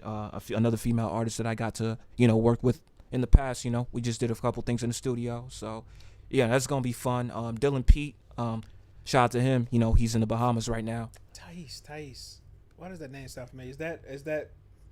Yeah, she's like an R&B singer. You know, around here for sure. Yeah, it can't be more than one Thais. No, there isn't. Okay. That I know. I've been trying to get Thais to come on the show. Okay. Well, Abson could put in a good word. For sure. She can sing, and she's attractive too. I guess you can't say no because you don't count her. No, I can't. No, it's a fact. It's true. All right. And she does like those. She does like some Instagram like reels where she's like it's like scripted, like little funny stuff. Yeah, she does that. All right, bet. She was on the For You video too, actually. So she actually played one of the girls in the video. For real? Okay, I didn't notice that. Okay. That's what's up. All right. She's got a fan in Bubba. No, Thais is fine. She look good. And she sings. She can sing. For sure. Yeah. I have to check that out. I'm in favor of anybody who can sing. Yeah. I can't. What's that record called? Oh, yeah, the basement. She's on the basement. Oh, she's on the basement. Yeah. Oh, okay. All right. Is she taking the Missy Elliott role? Nah, it's a joke. Who knows? Let's see. Right. So, So speaking of what's going on here in like the Central Florida area, man, what's your thoughts on the hip hop arena here locally? Do you pay attention to it at all? Like, what's your Well, yeah, awareness is key. So you gotta like pay attention. You kind of gotta pay attention to the competition and kind of pay attention to what's coming. To kind of like maneuver in different ways. Even though I try to stay to myself a lot of the time, be low key. I don't know. It's just been a little bit too. It's been a little scarce. From what I've seen. From a competition standpoint, I mean, it's been. I've been seeing things, but I haven't really seen anything super immaculate or anything of that nature. I mean, everybody, some people are doing their things, new projects are coming. I keep my eye out, but it's just, man, how do I put this? So it's just with the Orlando culture is just more so just a little too, kind of crab in the bucket for me sometimes, and then just kind of me maneuvering in different ways, trying to figure things out. Because you try to move professional, you try to move professional in certain things, and then sometimes it just, it doesn't come out the way in that way, and it just kind of just goes back to the aspect of everybody, kind of saying, hey, kind of like maneuvering outside your state, kind of maneuvering different ways in different states to try and just correlate it back to where you're from, because I love my city. I love, being here, and I got to work with some dope people, but, it just kind of makes me think about that more often, when I look at the culture sometimes, that's why I kind of had to lay back in the cut a little bit more, just kind of chill out, just kind of like, hey, where do I really want the next direction to be? Yeah. Now You're not the first person to say that. You're not the typical artist that would break in this area. Mm-hmm. So yeah, they did tell you the right thing. In my opinion, that would be to, venture out and then correlate it back to this area. I mean, that's the perfect strategy. Now there has been artists, because where are you where are you from? Like what part of Orlando? What'd you say? I grew up within the West Orlando area, like Oak Ridge, that area. So okay. I've been around here. And a lot of dope athletes come from that area too. So. But see, that's exactly my point, because there's been a couple of artists you could say that has broken in your lane, but they're all from like East Orlando side. Mm-hmm. And that is the problem. Like Orlando, as far as music, there literally is two worlds. The East Orlando and West Orlando is two complete different universes in the same hip hop genre. The music is completely different. The fan base is completely different. How would you go about getting your music out is completely different. The clubs and lounges are completely different. And so, and I believe that your music would be better fitted for East Orlando and those DJs and those. It's so weird because it's a completely different set and section of music. Now, have you ever tried to connect with some of the power players like Chapman or Orlando Media Group or any of those? Have you ever did that? Yeah, they know me. They know me for sure. We've correlated at in different places at different times, so they're aware of who I am. So no doubt about it. So they know what's up. Yeah. But I know how those things go. It's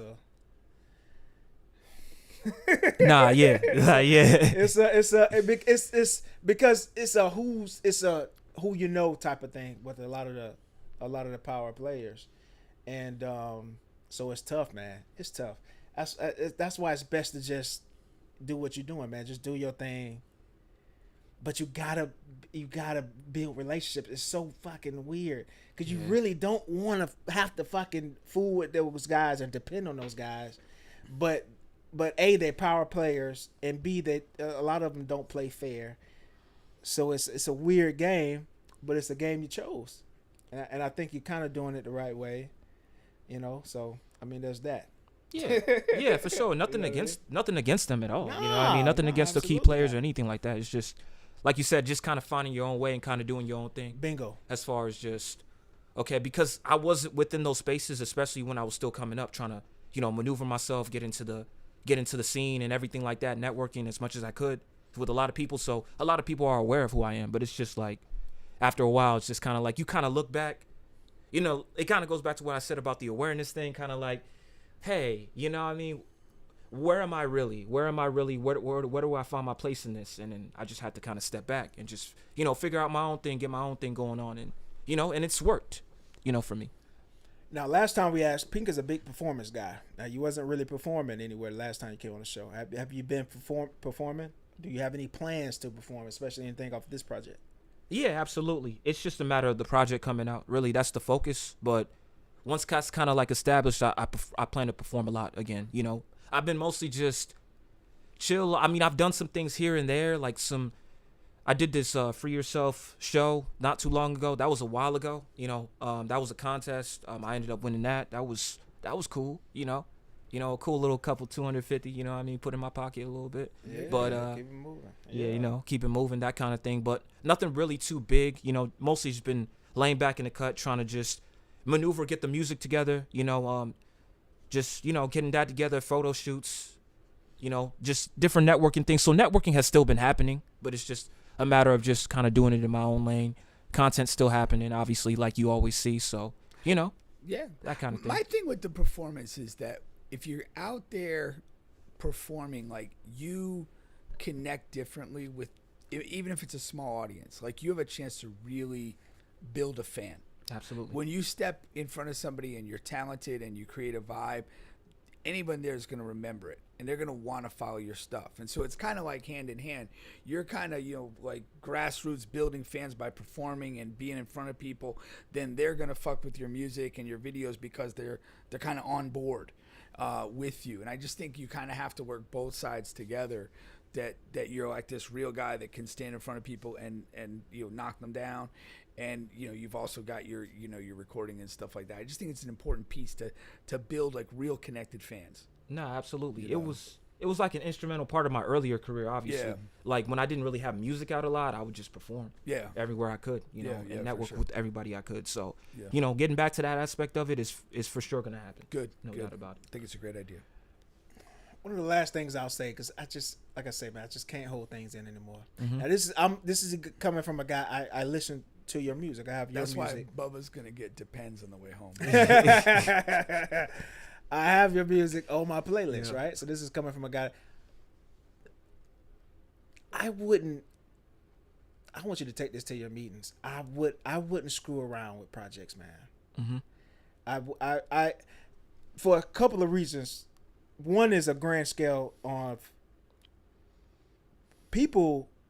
I don't think people consume music in that way anymore. Like, even for big mainstream artists that they like, people aren't really going through albums anymore. Like, you will see a big mainstream artist come out with an album. 5 minutes later, people are on social media. This is great or this is terrible. There's no way that you had time to go through this album in this length of time. Like, people would, take weeks to go through and really, you know what I mean? Now it's like whatever. It's a race to see if it's bad or if it's good. Number two is I just think the type of artist that you are. Yeah. And again, honing in and leaning in on the video portion of it. Okay. I just would say release songs at a time, and then you'll know what works. I think a part of the, I know you saw it with the For You and the Beautiful, okay, and you notice the views and this works. But I think also releasing songs at a time allows you to really understand and know what people want and what people don't want. And then also it'll give people enough time to really go through with the videos and with the songs as well. It'll sit with them longer. Because when you release a project, it's going to be hard pressed to get someone to go through a project from an unknown artist. Yeah. Okay. And that's just my opinion. Yeah, no, like, it's funny how you say that, too, is because this was probably, the Abson project is probably going to be the last project I dropped for a while. That's probably going to be the one. I just wanted to get this. We talked about it, actually, me and Dre. He was just like, hey, this is probably the last project you're going to do for right now, and then after that, let's just focus on the singles. Let's just focus on changing the sound, like working on the singles and try to just see what works. And then after that, it will be like, okay, because not only, people don't really consume albums anymore. It's like, it's also pretty expensive to make an album. Yeah. I ain't gonna lie to you. Like with all the projects I made in the past, like I'm looking at it. I'm proud of it. I'm happy for what went down with those projects, obviously. But then I'm looking back, that money I was throwing up just to get it done. I was like, oh man. Like I think about it and I'm like, wow, I threw up all this just for, you know what I mean? Those CDs, like I just handed to y'all. It's just like, yo, that was a part of the budget. Yeah, because this is put together. For real. This is put together. Yeah. And then I know it's old, but I wouldn't throw the For You away, man. For sure. I wouldn't do it. I would put that just on everything because not everyone has heard you yet. And because of that, not everyone has heard For You yet. And everything shows that that's the strongest record. You know what I mean? Like, I know you've heard some of the stories from the mainstream artists about how long it took for a certain song. Some songs take 7, 8, 9, 10 years to break through, and for people to actually have get around, for people to hear it. You know what I mean? So I guess that's my last. To me, when you say that, I immediately think of the Kanye Genius thing on Netflix. Yeah. And when he was sitting there in like the office of the record label performing the songs that we know as hits now, and people are just sitting at their desks like taking calls and working like nothing's happening. It's like, if that doesn't tell you that that's kind of how this can work, like nothing will. Yeah, exactly. He had those songs for years before they broke. Yeah, for sure, man. So we're gonna be looking at what's your Instagram page name? Oh, Abson Music, ABSON, and then music. Yeah. That's where you can find me. And I'm on all social media platforms too, ABSON. Don't forget a period behind that too. I also got my webpage, mzoworldwide.com/Abson. So anything Abson related you can do there. You can book me there. I got merchandise for the Making Moves song. So, definitely gotta, check that out. No doubt about it. For sure. You on TikTok too? Absolutely, every platform. Okay. Every platform. That's what's up. That's definitely important these days. All right. Well, we'll definitely come back to it, and again, I'm gonna play that video, Making Moves. All right. Once again, you're still on the bench podcast with Bubba and Pink, home of sports, music, and mayhem. We're available on all podcast streaming platforms, including on YouTube. Please like, share, subscribe, all of that good stuff. All right. I wanted to quickly move over here to. Let's stay within the world of music. I thought this was interesting, and I'm not sure where this is going to go. So, another, really dope and phenomenal artist, will.i.am. He was doing an interview, I think, on Sway, and he basically was saying how Black Thought is, and let me get this term correct, a trillion times. I was going to say 100 times. He says a trillion times better than JayZ. All right. Saying that Hov keeps recycling his own lines and others, while Black Thought consistently surprises people, and this has been making the rounds on social media, of course. And Black Thought he's a lyricist. He's a guy who's really known for his penmanship and his lyricism. And two things. I have two things on this, and then you guys tell me what you guys think too. Number one is, again, I think it comes with age. I don't like arguing with people anymore about music, because what's going to happen is always we just pick who we like. Really, music is the hardest thing to really. It's not sports, man. It's not you. It's really hard to say who's better than another person, right? It's really about, I like this person better than this other person. It's really not about who's better. That's kind of, we kind of go in that direction. We're talking about like the wrestling. I mean, sports, there is always some form of resume. Yeah. There may be head-to-head competition. There may be titles, statistics, those types of things that you can use to measure a sports performance or a career against another career. Now, music, really the only thing you have is like sales or streams or these weird ass award things like Grammys, where they only invite one black artist per year, like, you know what I mean? Like, so I just throw the Grammys and Emmy shit out of the fucking window. You know what I mean? And then, like you said, you have sales numbers, but then some artists have machines behind them, some don't. Yeah. You know what I mean? So I really don't like to compare that. So you really just about who you like more. Yeah, All just right? completely, your preferences. Your preference. Now, secondly, on this is as far as JayZ and Black Thought. The one thing I will say is, Black Thought is an incredible lyricist, but it has to be something towards people who can make songs. I think the ability to make songs is harder and more impressive than someone who is just a lyricist. I watch these, and more so lately than even back in the day, but back in the day some. But these battle rap guys, these guys are fucking amazing. Facts. Those battle rap guys are like on another level. And I sit and wonder, like, how in the fuck these guys are? How come I've never heard of him? But they can't make a record for anything.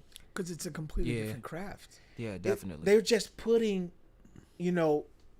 similes and words and bars together, and that's it for whatever. And not to say that's all Black Thought does, but what I'm saying is I would compare it more to that than like what a JayZ. JayZ's a little better, best of both worlds, and of course I'm talking about his prime, just like we're talking about Black Thought in his prime, not in For sure. 2025, 2026. I'm not sure if any of them is releasing music now, but it's just a different. But you guys, tell me what you think about that.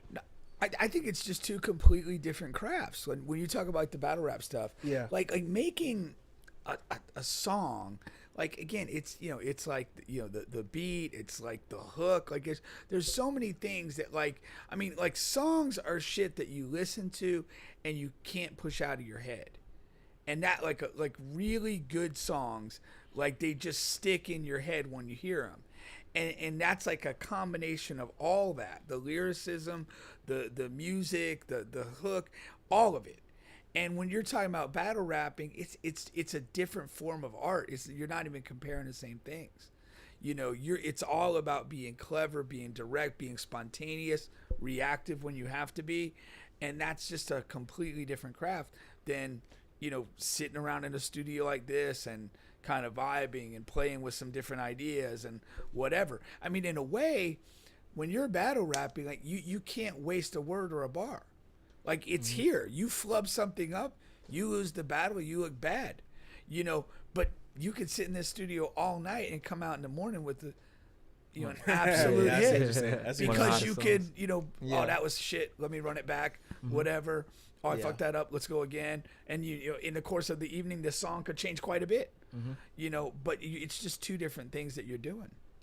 Yeah, I'm in agreement with that. I mean, in the case of Black Thought and JayZ, it's more so because, again, when I think about Black Thought, I think about the roots. I think about, their cultural, influence, in hip hop and what he stood for. Black Thought was more so a guy that stood for, the culture and, everything going on within the community, with the aspects of what they were rapping about, especially when he was with that group. So with JayZ, it was more like, I think he said it in, what is it, H to the Izzo? He said, he's more about the sales and more about, making records that people can listen to and being a businessman type of thing. So like you said, two completely different lanes. It's just kind of like, which pick your poison, because, I grew up in the aspect of, I grew up on a lot of conscious lyricism because I grew up in the church. So it's kind of like, okay, I can listen to, the Lupe Fiascos. I can listen to the King Loses. I can listen to those guys. And the crazy King Los is tough. Yeah. Yeah, the crazy thing about you even saying that is because, like, I saw something earlier about, like, Mickey Fax, another battle rapper.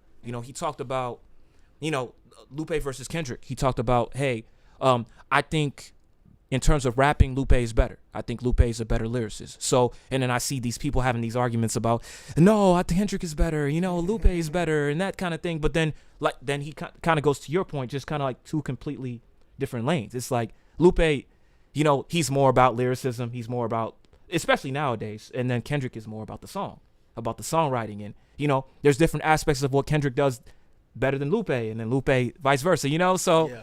it's just kind of picking your poison, especially with the new age of music. It's kind of like, back then it was more so, hey, you got to go out to get the CD to really listen to the album and kind of just dissect it. And then now it's like oversaturation. Hey, this guy comes today and then the next guy comes another day. So it's like, Yeah. okay, pick your poison. And it's a good thing and a bad thing to me. So it's like, I don't know, best of both worlds, that kind of thing.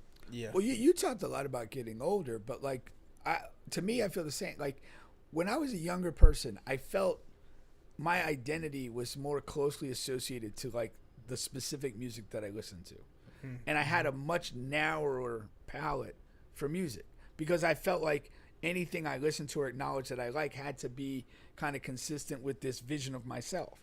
But as I've gotten older, like it's become way easier to appreciate different music, different styles of music, people that just, like I don't feel the need to compare or identify myself with a particular genre, and I can enjoy just more stuff for what it is and not, like just hear something, oh, that's incredible. And rather than be like, oh, I don't know if I like that. It's not, it's not the stuff I listen to. Yeah. But yeah, I think that, and that's probably like, if you look at it as art, like you're supposed to push boundaries and try different things. And if you're not doing that, you're not really creating art. You're just replicating what somebody else did. That's the reality of it. Yeah. So That's sort of what will.i.am is saying that Black Thought does versus what JayZ doesn't do. I mean, but it's hard to even talk about JayZ as a rapper. I mean, we're 20 years removed from that. Yeah. Really. I mean, he's released some shit, but nothing good in over 2 decades. I wouldn't go back that far. I would. I don't know. I liked 444 actually. So I don't know. Yeah, 444 was solid.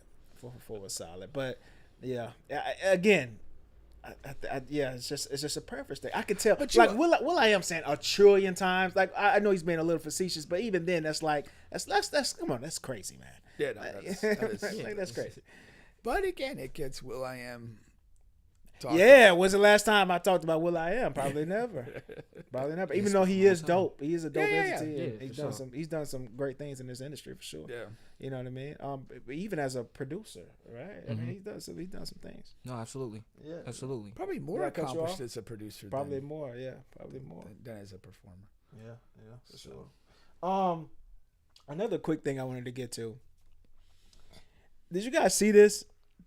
This is another weird thing, like the alien story. So Earth on this one day here, the way it rotated, which happened to be yesterday. Oh wow! It made it one of the shortest days ever.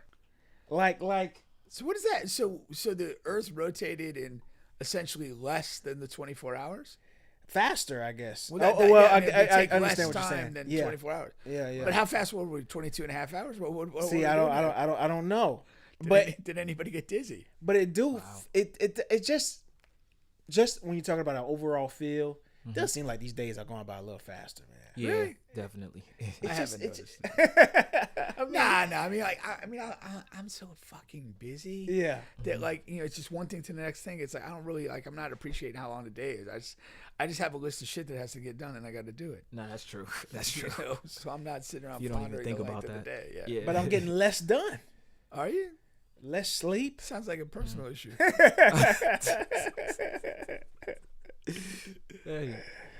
And then you got the for the kids, it's great. They're growing up faster, but I'm getting older faster. It's all about you, huh? I mean, I don't know. That's pretty weird though. But I mean, I am intrigued. Like, how much faster? Like, do we take, an hour and a half off the day, or 3 minutes, or 22 seconds? Like, what do we use? It's funny. We last week we talked about this. It's a comet that's heading towards Earth. Mm-hmm. But the way it's maneuvering is not hitting anything. They feel like it has some level of intelligence, which it does when you read all the studies. So they feel like it's an alien, craft or what have you. Now today, I don't know why I'm still reading up on it. I had to read up on it, talk about the show last week. They hooked you in. But this morning I was reading up. Because people were commenting on TikTok on our TikTok video, and so I looked up on it today, and they have a date that is supposed to hit Earth. It's in November, and on that date I'm supposed to be on the fucking cruise. On that date, where's it supposed to hit? They don't know. It's hopefully Mar-a-Lago. It's still far away, but it's like what if the aliens come and I'm fucking on the cruise on the water and like If the aliens come, what difference does it make where you are? I guess it's like, what do you want to be when the world ends? I mean, I guess that's the Why type not of on a question. cruise? Maybe get some new coochie. Oh man. Would you rather be like at your desk at home working? You know? I don't know. I Returning guess you a want to few be calls? with family, right? I don't know. I don't know. That's actually my birthday month, which is crazy. Okay, Yeah. that will be. It's my mom's birthday month and my sister too. Oh, yeah, man. aliens coming during the birthday months. Yeah. Hey, that's a way to go out, no If doubt. they come, they come. What are we gonna do about it? Yeah. Absolutely, That's what I'm saying. Hey, I lived a good life. All right, that's cool. Yeah. It's only one spaceship, right? Maybe the There's going to be a aliens- couple of them. Maybe the aliens got some better hose. Maybe so. Yeah. I wouldn't be the first to try them, but You wouldn't? I'd be in line. Why not? Nah. I don't know what these aliens got. You don't know where most of the women you haven't have been. Let's keep it real. Well, you know my take on all of that. I know. So why are you worried about the aliens? But they're coming from a, you know what I mean? Get in line, Different Bubba. Get in planet. line. Get in line. Different planets. One of the same worst thing. things that can happen though is they get off and they're like all black, and then you got these like the Dr. Umar and stuff of the world who like claim everything derived from black and all of that. That would be a shit show. 100%. Well, if they have an appetite for killing Republicans, I'm happy. What did I have here? Where are you? Oh, there we go. I knew it. So Gelo was on this. He was on this interview, man, and he was talking about why he decided. They asked him, why did he decide to quit the NBA? Okay, and he was just saying how. Let's just quit basketball. Quit basketball. Yeah, quit basketball. I mean, not the NBA. That's why he quit basketball He didn't for have rap. a chance to quit the NBA. They quit him before. And he was saying, I was in the G League. They broke back Mountain Tim. Wow. He says, I was in the G League making like $3,000 a month. That's not, that wasn't going to hold me. You know what I mean? I needed something more. $3K a month's not going to hold many people. But two things. Number one, you caught the first one. It's like, you didn't quit basketball. Basketball kind of quit you. Looks like Delonte West there. Oh man. He's been on the road. Now here go the second thing. Yeah. The project came out. The album came out, and it's god awful. Did you expect anything else? I did not, because the second single came, and the second single was really awful. The guy's not a talent. He's not a talent. Now, he got lucky because you got the one viral really song, and then they gave him a contract off of that song. For sure. So he has that money. It was like multi-million. Yeah. So he But gets to live off the that. song was not a good song. It had, like, in that song context, it had like a certain like catchiness to it. It had that you could do. Any idiot could do that. Yeah. And that was it. It wasn't a good song. He's not a talented musical guy. He has the brand from basketball and his brothers and his dad, and he leveraged that for a contract that those people are going to regret. Yeah, man. That's a Joel Embiid, Paul George level contract. They're trying to get out of that right now. I know. Yeah. I know. Wow. Plant a dead hooker in his hotel room. Wow. And they gave him And hit him with a morals cancellation. Wow. They gave him everything. They gave him Sexy Red. They gave him like whoever was the hottest of the hot. They gave Bubba, him to put on this. let me say this. On this album, and it was awful. You can't take the stink off a pig. Nope. You can't. Doesn't matter how many features, that's it. any features you That's get it. on there. It's as And bad as bad. I just like I personally hate that he got money for being a shitty talent. I hope the people that paid him really suffer and maybe go out of business might and get stuff fired. like that. Yeah, Get fired. You deserve it. Mm-hmm. Like I here's where I am in life right now. I want the talentless, vapid, miserable people to be crushed. Like, I just don't want this continued, like, no talent celebritydom. Kills me. I want an aristocracy of talent where if you're going to succeed at something, it's because you are really fucking good at it. Whatever that might be. And if you're just some sort of idiot celebrity, I'm not interested at all. No, I understand that. I understand that for sure. I mean, like you said, he's more of a going back to Gelo. Not to cut you off. No, go ahead. Yeah, it's just like you said. He's just a product of his family. So it's just like a product of, because I remember when the song first came out, and I wondered the same thing. I was like, what is it about this song that makes everybody go crazy? And then I'm like looking at some of the videos, like I think his dad posted a video of himself like jamming the song. Some other people that he already had relationships with were singing the songs. Like you said earlier about relationships and knowing people. That was also a big factor. That was 100% factor. 100% factor. That song succeeded by proxy. Mm-hmm. There was videos of NBA dudes doing the whoa, whoa, whoa thing that went immediately with the song, and just a random person is, oh, what's going on here? Let me listen to the song. Whatever, it's a little catchy. Once you've heard it a couple, you're never going to want to hear it again. Yeah. Like, it has no enduring quality whatsoever. No staying power. No staying power. It is the antithesis of Back That Ass Up.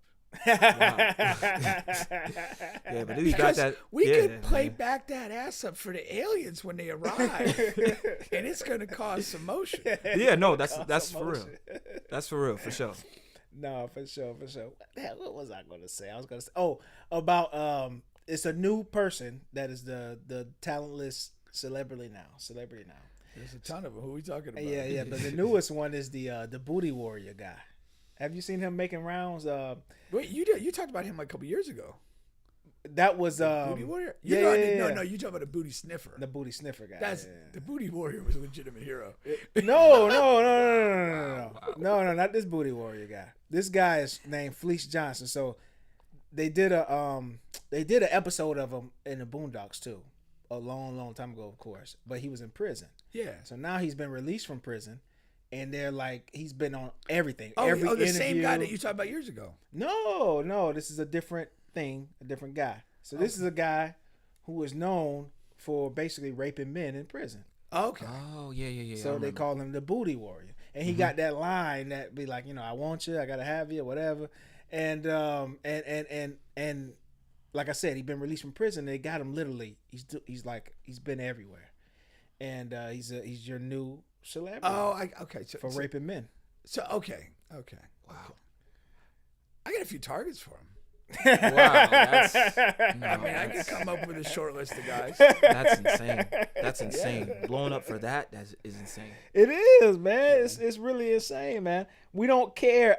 Pink, damn, you had a line last week, but it was just like where we at in society. People want, like, just for what people want these days. It's they don't care about the people. They care about, it was something you said. I don't know, but check back with that show, audience. Yeah, for sure. What's up, Coach? Oh yeah, he's saying it's a sign of times. Oh, Final Destination. Oh yeah. Final Destination was the show. That's the thing you were talking about, the logs coming up. Yeah, my comments wasn't coming up. Oh, okay. At the time, this iPad that he gave me doesn't work. But I never saw Final Destination. Final Destination. Yeah. That is the movie. It's not in my wheelhouse. No. You should watch it. It'll stop you from going on a roller coaster. I don't want to be stopped. Either way, I want to see some pass. Hey, I've always loved roller coasters, man. Are you watching anything that's decent right now? You put me on that one not Cowboy, but the Landman. Yeah, the Landman. Yeah, you enjoyed the you last episode during the second half of the Super Bowl. I just finished West Wing. 7 seasons of West Wing. It's from like 98 to 2005. It was Martin Sheen playing the president, Democratic president. Witty, well done show. Kind of. The funny thing is that you had American politics and so many of the same issues that you have now: healthcare, education, like voting rights and gerrymandering, and all the stuff that's still issues today were issues 25 years ago when the show was going on. But you had it in the context of what we would regard as traditional politicians, which they're all a little slimy, a little whatever, but there's like a rules of a game that they're playing together. And there's like an ebb and flow. It's going to rotate one way or the other. Now you just have unhinged civil war, and there's no respect for anything. And what they're doing now is so far beyond the pale, it's sickening. You're saying in real life? In real life, yeah. But the issues are the same. The issues are the same. You know, it's just we haven't resolved anything. We haven't made any progress on anything. You know, which mirrors like race. You know, it's just it's been talked about for years and decades, but there's no actual progress because in some ways because you have this kind of like two-party system that kind of just, you know, profits off of the conflict and not the resolution. Right. Wow. And you're just stuck in purgatory. But it's definitely taken a turn for the worse with Fuckboy in there. Something similar. I've been going back and catching older shows, like really great shows that I didn't watch back then, so they're new to me now. Yeah. But that's something similar that I'm doing. What are you on? Well, I'm about to start Fargo. You ever heard of that? I heard of it. I watched one episode, found it depressing, and stopped. Did you? Yeah. Maybe I'll do the same. Yeah. But it's like a critically acclaimed show, so that's why I wanted to go. There's this check other it out. show I started to watch called Hightown. It's like kind of like a suspicious murder in the inner workings of this Cape Cod community. It's like recent times. I think they made first season in 2024. But like the lead character she's like a very aggressive lesbian who is like just always scores when she wants to. It's unbelievable. She's like prime wilt. But that aside, she's like an alcoholic and a drug abuser, and it's just so depressing to just like deal with her like lapsing into drug use and drinking and just like, and the need for it is just so like pathetic to watch. It's kind of turning me off the show, despite like heavy sex. That's always good. Yeah. Abson, you watching anything good? With heavy sex in it? Yeah. Yo, that sounds like Euphoria, low key. A little bit. Like just that whole story. They probably stole it from that. Might have. So, yeah, like it's like similar trends because I'm more of a throwback kind of person. So, growing up, I would just watch a lot of reruns. And then, even now, sometimes, for the most part. So, I mean, if there's anything new, I mean, there's this show called Wednesday. I mean, that was all right. Yeah, that one's all right. The new season came out today. What's that about? It's a remix, I guess you could say, of the Addams Family. It's about 90s. the little girl. Oh, okay. Basically, it's about the little girl. Yeah. It was actually pretty good. Actually, it was really fucking good. I was like, yo, this is actually pretty good. I won an office Halloween costume contest as the Addams Family. Which character? I was Uncle Fester. Okay. Oh man. Okay. Yeah. Shout out to Uncle Fester. Good role for me. Yeah. No. So I can see it. You know who engineered it was Dale. Do you remember him? He got screwed the year before. He did an ensemble thing with all of the mascots of fast food places. And he was Colonel Sanders with the pristine white suit. Dude, he was elite. Wow. And I could not believe he lost. Isn't that so racialized with that? Wasn't Colonel wasn't something there? I don't know. Could have been. I don't know. Dale's from West Virginia, so he was towing the line there, man. He was. But that sounds impressive. But the best part of that story, though, is that he had to do a trauma that afternoon. So he went to the hospital dressed as Colonel Sanders. And met a new client. Wow. All right. It's time to get up out of here, Abson. So what, again, tell them where they can find you and what they should be expecting next. Yeah, so you can find me on all platforms, ABSON. Don't forget a period behind that too. MZOworldwide.com/Abson. Again, book me. Check me out. I got all my stuff on there. Abson Music on IG, Facebook, TikTok, X, or Twitter. I mean, whatever they want to call it now. I call it the best place to find porn. It's on there, man, in abundance. Yeah. Wow. But you can find me on there. My new music video for my single "Making Moves" is out now. It's on my YouTube channel, Abson Official. Definitely check that out. It's funny how you say that. Like, I didn't say all the shows that I watched. Wednesday was one, but then I went back and watched Shameless for the first time. I never watched it in my life. I was like, I never watched it either. That was interesting. Yeah, what's on that? A trash white family. Yeah, trash white family. They're extremely funny and it's a lot of drama. It's like a dramedy. It's a lot of drama and a lot of comedy. That's basically what it. But it's like a fuck ton of seasons. You know what I just watched in the last 2 days is it's on Prime. It's a Tom Brady documentary of the soccer team he bought in England. Mm-hmm. It's pretty funny. He comes off a little weird. Oh, Brady is in it. Yeah. It's he bought the team with another guy. Yeah. And kind of like, do you ever heard of Wrexham? What's like the Ryan Reynolds and this other actor bought like a small town British soccer team, and they put money. They had like a show on, I think Hulu, and they've kind of been like moving the team up through the levels of soccer. Yeah. And Brady kind of is done the same thing with this Birmingham team, and it's pretty good. But you see, like Brady's just like it's really funny, and know who are some of the creepiest people in the world? What's that? Like kind of successful entrepreneurs.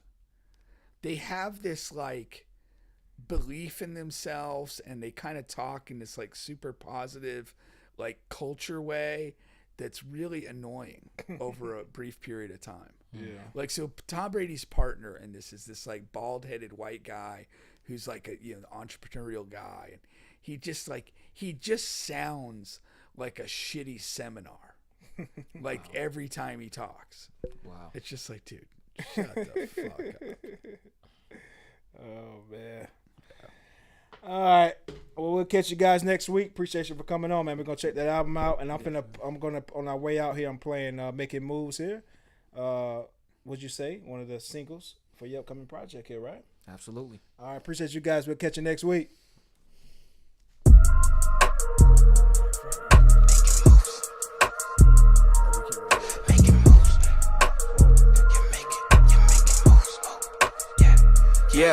Yeah, making moves, now I'm the target, get it started, what I say I do, I'm on it, every single day just plotting, stacking money up in margins, gotta be the trending topic, thinking constant, gotta level up, don't care who's applauding, making moves, gotta prove, that I'm the best that ever did it, never snooze, making moves, you stay in tune, one step ahead, no other option, never lose, love this road, I took the traffic, never stop, I'm on the go, avoid the crashes.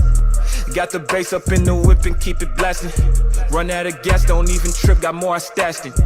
Supersonic, never tell, knuckle up, you fail. Shadow giving hell, can't you tell? Running back like NFL, every quarter doing well. Yeah, no wishing, never chill. Stay stuck, but want more meals. In my way, that's murder kill. Being king is in my will. All I want is more success, staying blessed, have that instilled. Got no worries, shooting like I'm Curry, range, you know I'm skilled. Drip too hard on every drop, gonna pop, get off of deals. In my DNA to create the work, get mad at pill. Marvel at me, always shield. Got people waiting for it, but they ready just to steal. That don't cut it, let's be real. Yeah, I stay up in your grill. Have some layers, need a pill. Never stop, you know I'm still making moves. Gotta prove that I'm the best that ever did it, never snooze. Making moves, you stay in tuned. One step ahead, no other option, never lose. Making moves, gotta prove that I'm the best that ever did it, never snooze. Making moves, you stay in tuned. One step ahead, no other option, never lose. Be married to the hustle like you Lauren London. Walk up in the room, get respect, need no introduction. Be that man that's wavy in the desert, water's always coming. Wanna look back at your life and have no repercussions. Can't lie, getting by finessing hella times. Need to take my own advice, maybe organize. Filled with clutter in the gutter, have to find a drive. Need a space to clear my mind, yeah. Tryna be more open, pray on beats like it's devotion. Keep up all this motion, get paid for all I save. Yeah, from straight imploding, kept them from exploding. Never once exploiting, all that negative you try to spew, I keep ignoring. Ain't stopping me from scoring, my purpose too vital for a rival, I keep on soaring. Making moves, bad boy, like I'm Martin Lawrence. If you feeling what I'm feeling, then repeat the chorus. Making moves, now I'm the target, get it started, what I say I do, I'm on it. Every single day just plotting, stacking money up in margins. Gotta be the trending topic, thinking constant, gotta level up, don't care who's applauding. Making moves, gotta prove that I'm the best that ever did it, never snooze. Making moves, you stay in tuned. One step ahead, no other option, never lose.